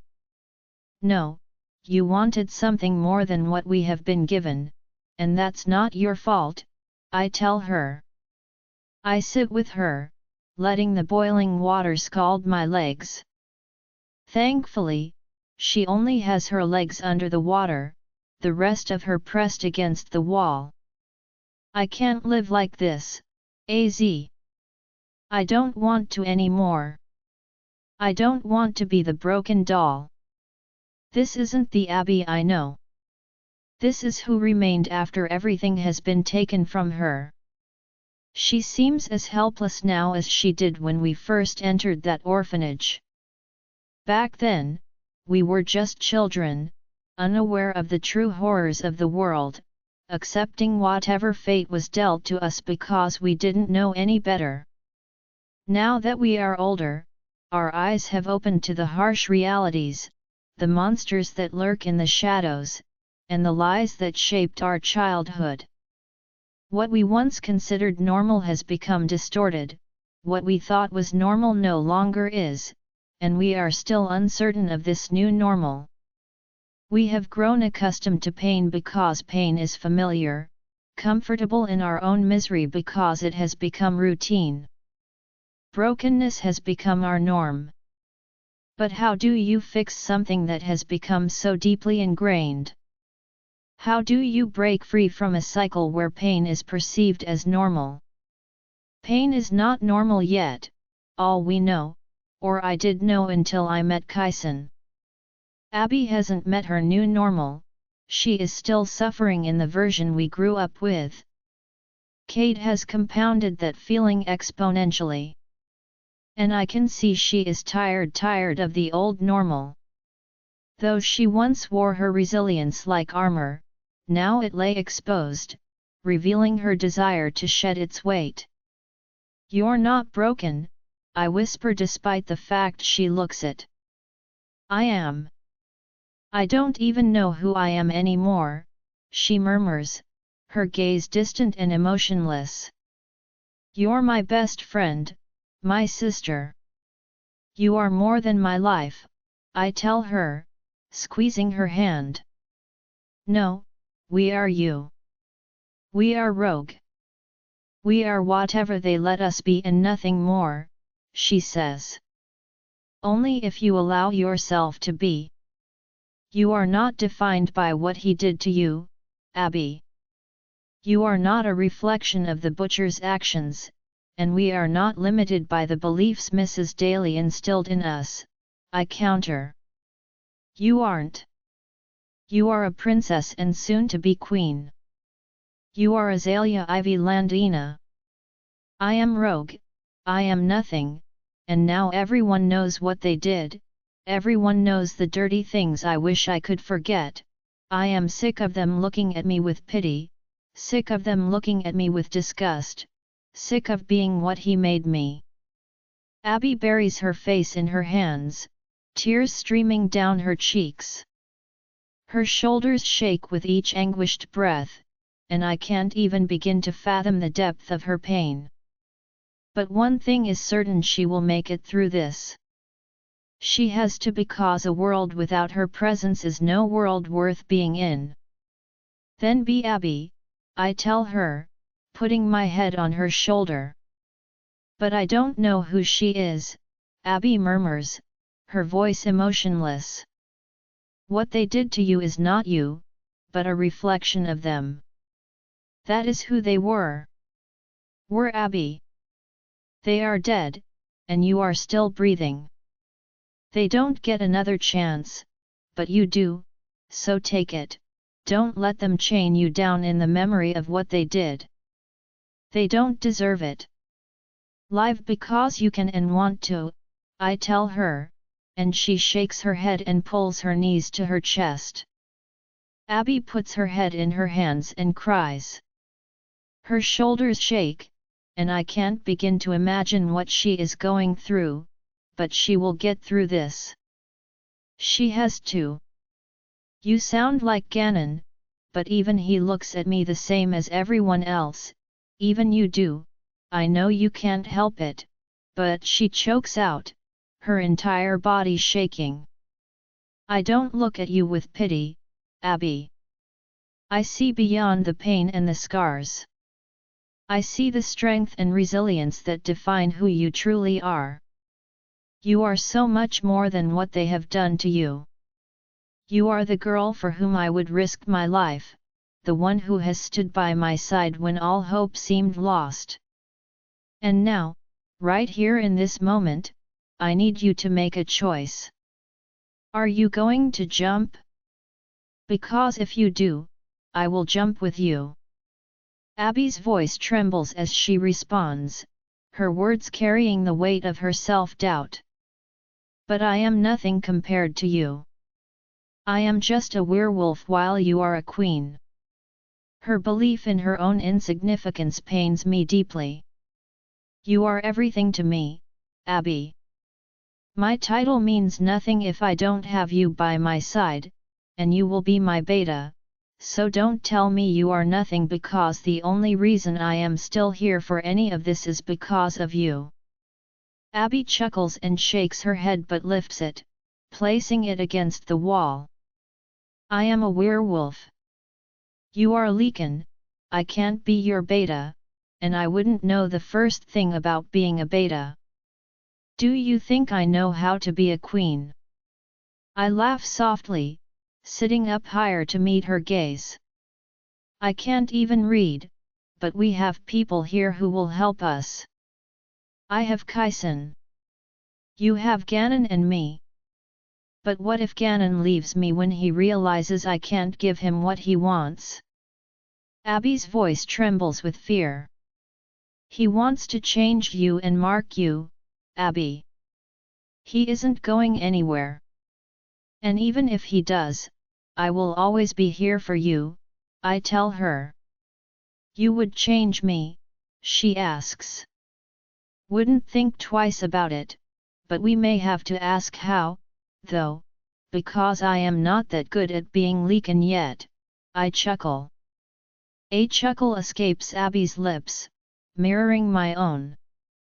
But her smile fades all too quickly, replaced by a somber expression. Who would have thought that freedom could be worse than the chains that once bound us? Freedom isn't something that is given, Abby. It's a mindset. Only we can free ourselves. Do you feel free? She asks, and I sigh. I don't know, but I know we aren't the orphan rogues anymore. I don't know who I am either, but I am determined to find out, and I prefer we find out together, I tell her, and she swallows.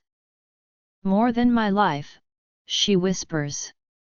More than my life, I reply, the weight of those words sinking deep into my soul. More than my life, Ganon's deep voice interrupts our conversation, catching us off guard. Neither of us heard him enter the room. As he leans against the sink basin, his presence commands attention. Ganon. Abby sighs, shaking her head beside me. How long have you been there? I ask, surprised by his sudden appearance. Long enough, he answers curtly. Now hop out. We are leaving. Abby remains unmoved, her body curled up against the wall as if trying to hide from him. Ganon's eyes briefly meet mine before he rubs his tired face, a reflection of the blacked-out mirror behind him. I glance back at Abby, taking in the scars that mark her skin. I told you I am not going, Abby says, staring vacantly ahead. You are. You can't stay in here, love. So please, Ganon begs, crouching down in front of us when he opens the door. I look to Abby, who makes herself smaller as if she is trying to hide her body away from him. But I refuse to let her feel ashamed of her body. Her scars may not be easily hidden like mine, but they are a testament to her strength and survival. She must know that. Can you please get out? Abby whispers, her voice barely audible. We have the same markings. No doubt, hers are causing her more pain because while the cuts will heal, the marks on her heart. I'm not so sure.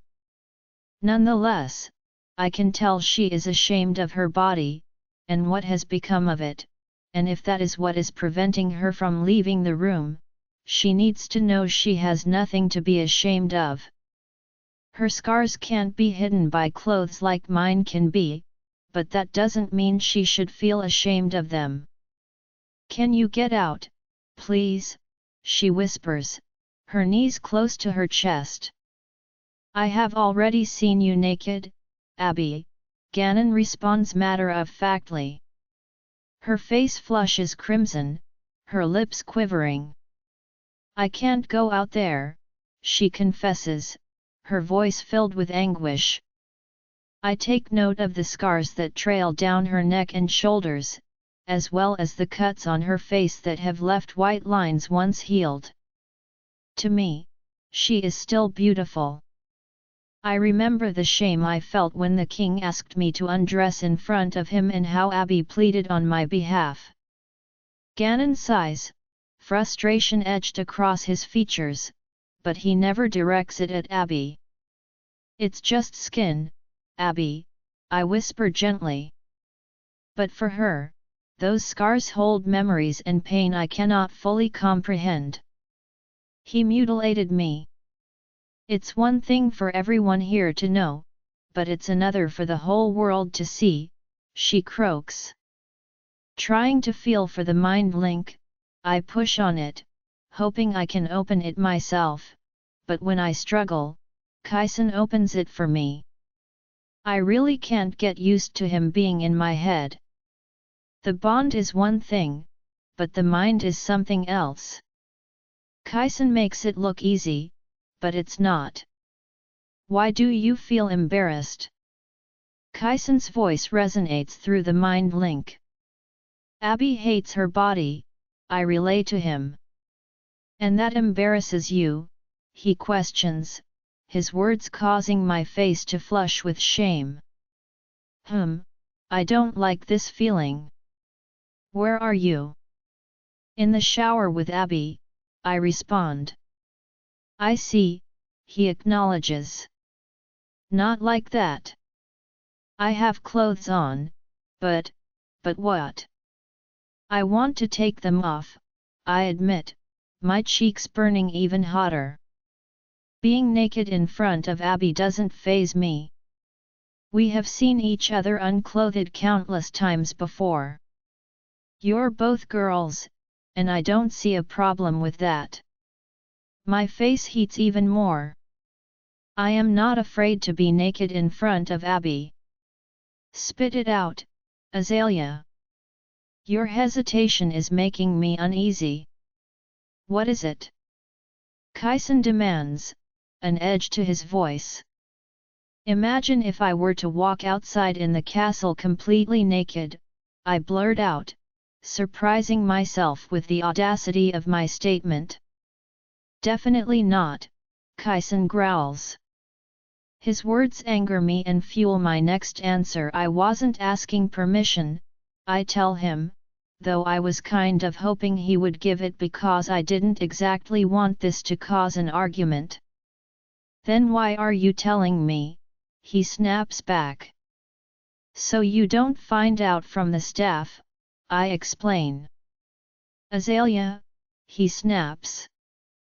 We'll be naked, walking the corridors naked, I answer. Like hell you are. I cut him off, only for the mind link to open up again, and he forced his way back into my head. Somebody shut off the cameras, Kyson snarls through the mind link, broadcasting his message to all the castle staff. Their voices flood my mind, overwhelming me with their presence. Do we have cameras? I ask, bewildered by this revelation. Yes, they were installed 2 days ago. And you are absolutely not doing this, Kyson declares adamantly. But I am, I insist, my determination unwavering. Why are we shutting off the cameras? Ganon's voice interjects suddenly through the mind link. The multitude of voices in my head begins to give me a headache, and I struggle to regain control. I struggle, trying to shut them off, only for Kyson to force his way back into my head. Do not let Azalea leave the bathroom, Kyson growls at him. Pardon, my king, Ganon answers. Abby touches my arm as she stands, making me jump and pulling me back to focus on the room. She grabs a towel and wraps it around herself, and I stand, stepping out of the shower. My face is already heating. I start shredding my clothes, dropping them in a wet heap as Abby sticks her head out the door. Kyson is yelling at me through the mind link and the guards, and I try my best to ignore him. I will get you some spare clothes, Abby says. Don't bother, I tell her, and she glances at me but quickly rushes into the room. Kyson is still talking through the mind link and arguing with the guards about leaving Ganon's quarters. While Liam asks a barrage of never-ending and inappropriate questions, I find it hard to keep tabs on how many people's voices are suddenly flitting through my head.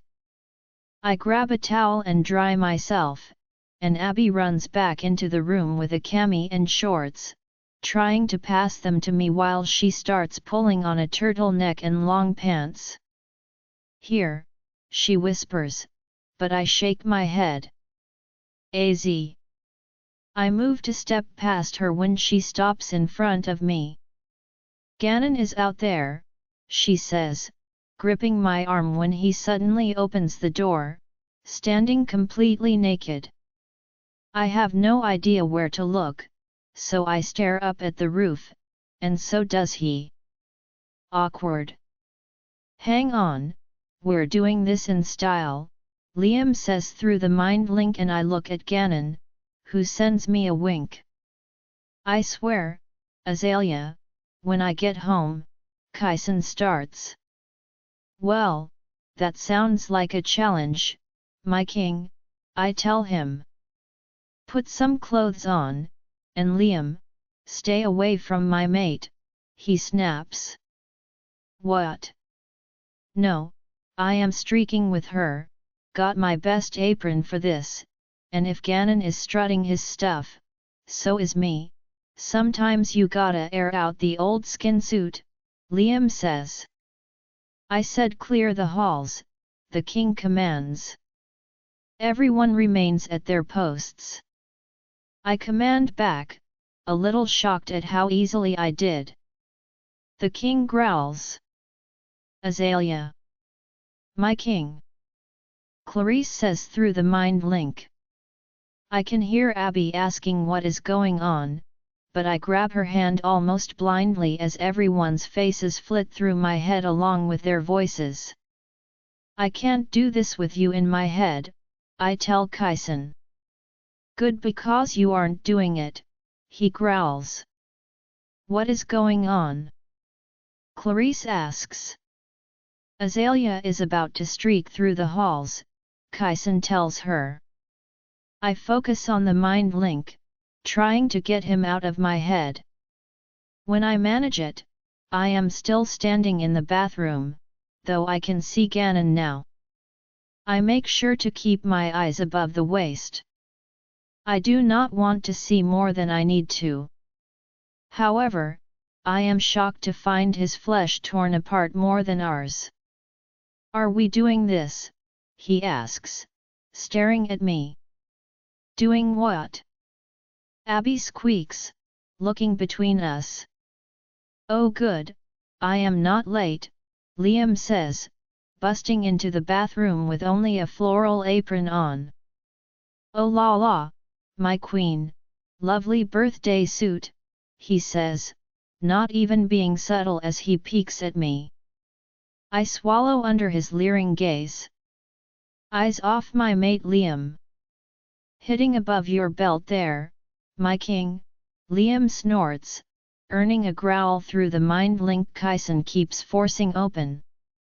Liam reaches past Ganon, grabs my wrist, jerks me to him, and loops his arm through mine while Abby stands stunned. She grabs my arm as Liam tugs me toward the door. What are you doing? We are showing you. You aren't the only one a little broken, Ganon says, offering his arm to her.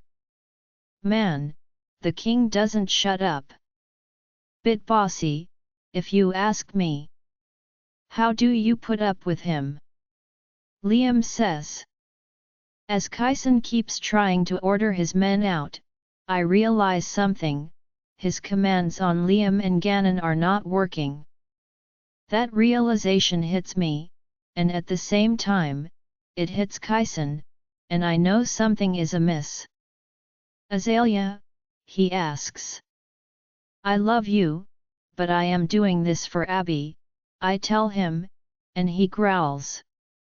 Them cameras better be off, he calls through the open mind link. Already off, I hear Dustin call back. Well, now this is definitely an adventure, so I guess we are off, Liam says, opening the door and bowing. Abby giggles behind me, and I glance over my shoulder to see Ganon put his hands over her eyes when Liam shakes him at her. I try not to laugh and close my eyes, willing myself to step out the doors and not run back to the bathroom. You are in so much trouble when I get home, Kyson snaps at me. Anger courses through me, and Abby gasps. I open my eyes at the sound and gasp myself.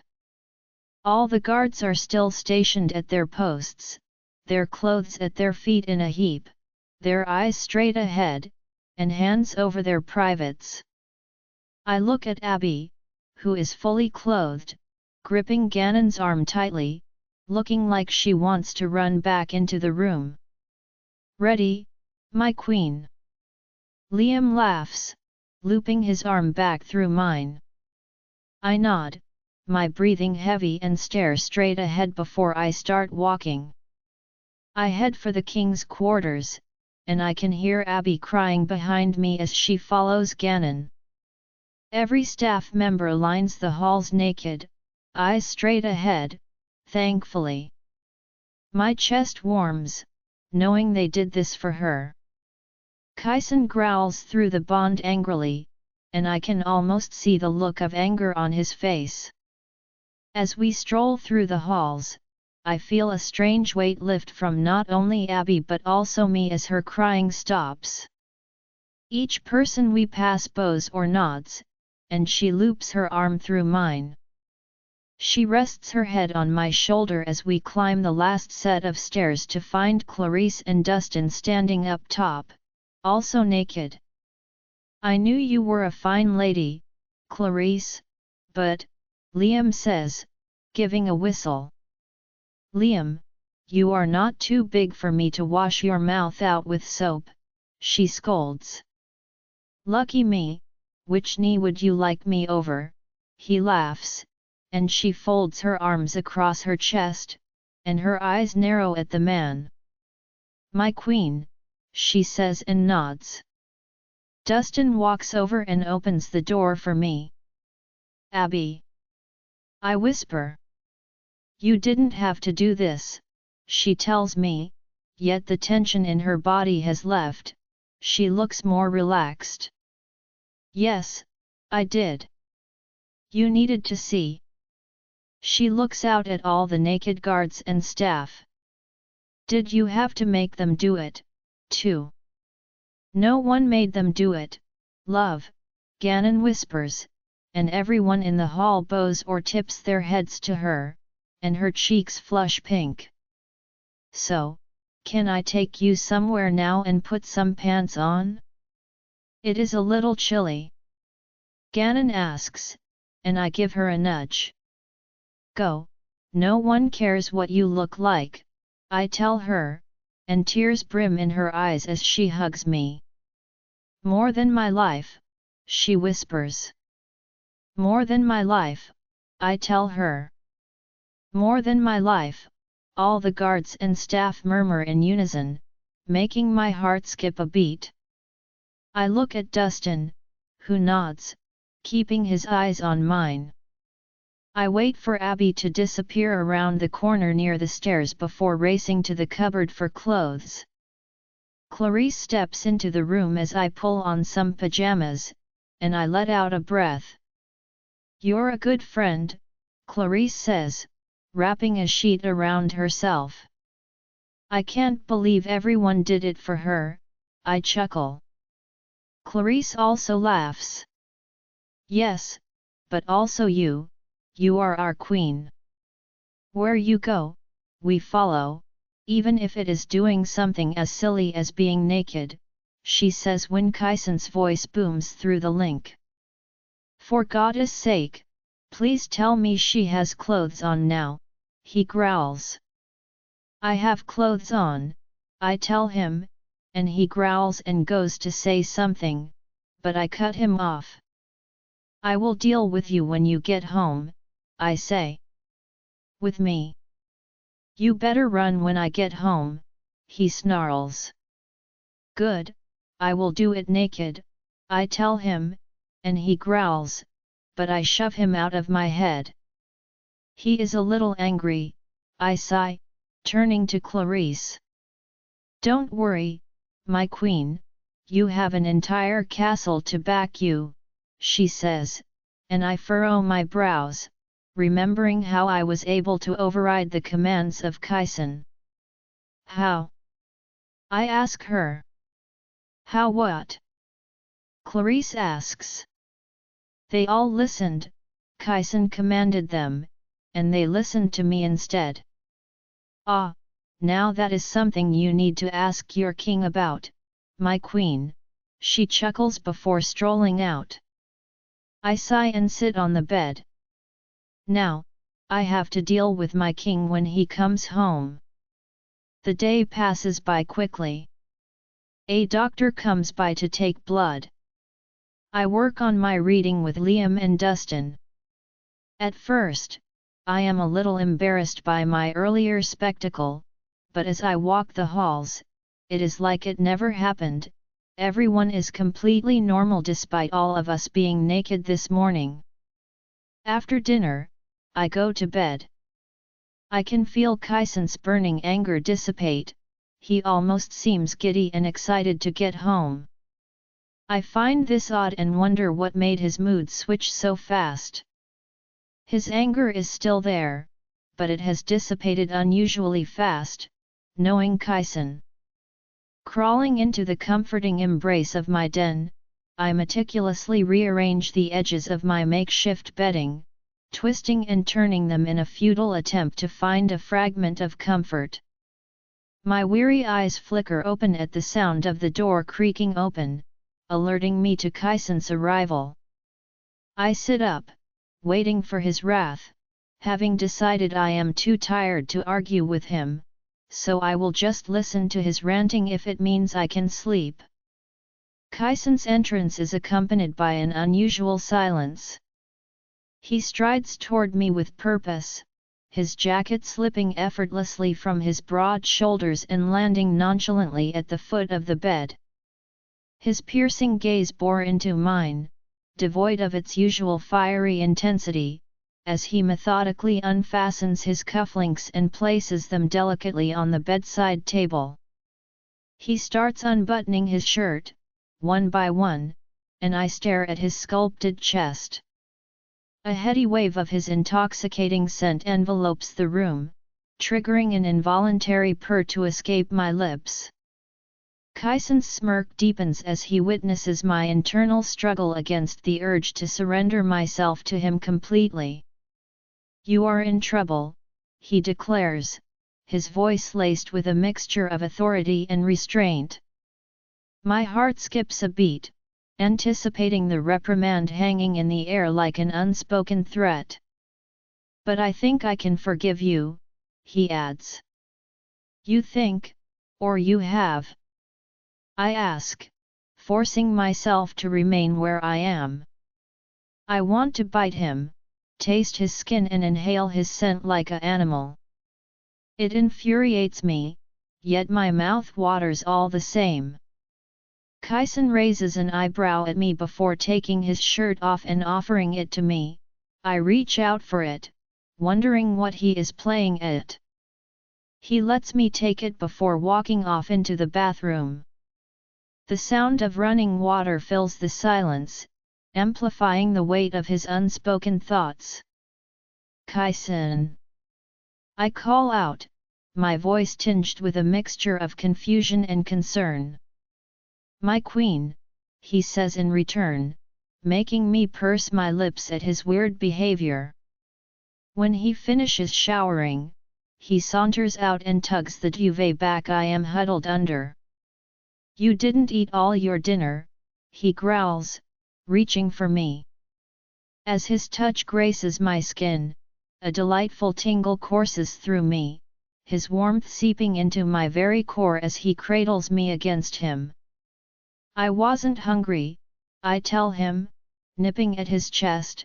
He lets me brush his fingers through my hair as the calling slips out of him. "I thought you were angry," I ask. "I am," he answers, and I sit up, straddling his waist. "You don't seem angry," I tell him. "Clarice said you didn't eat your lunch either." Kyson growls, his fingers tangling in my hair. He tugs me back down and pulls my head back before brushing his lips against mine gently. "What does it matter whether I eat or not? Did you discover anything about the murdered rogues?"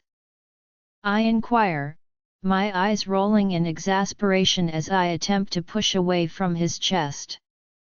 However, Kyson's firm hold prevents any escape, drawing me back into his embrace. His lips feather across mine with a tenderness that belies the lingering anger between us.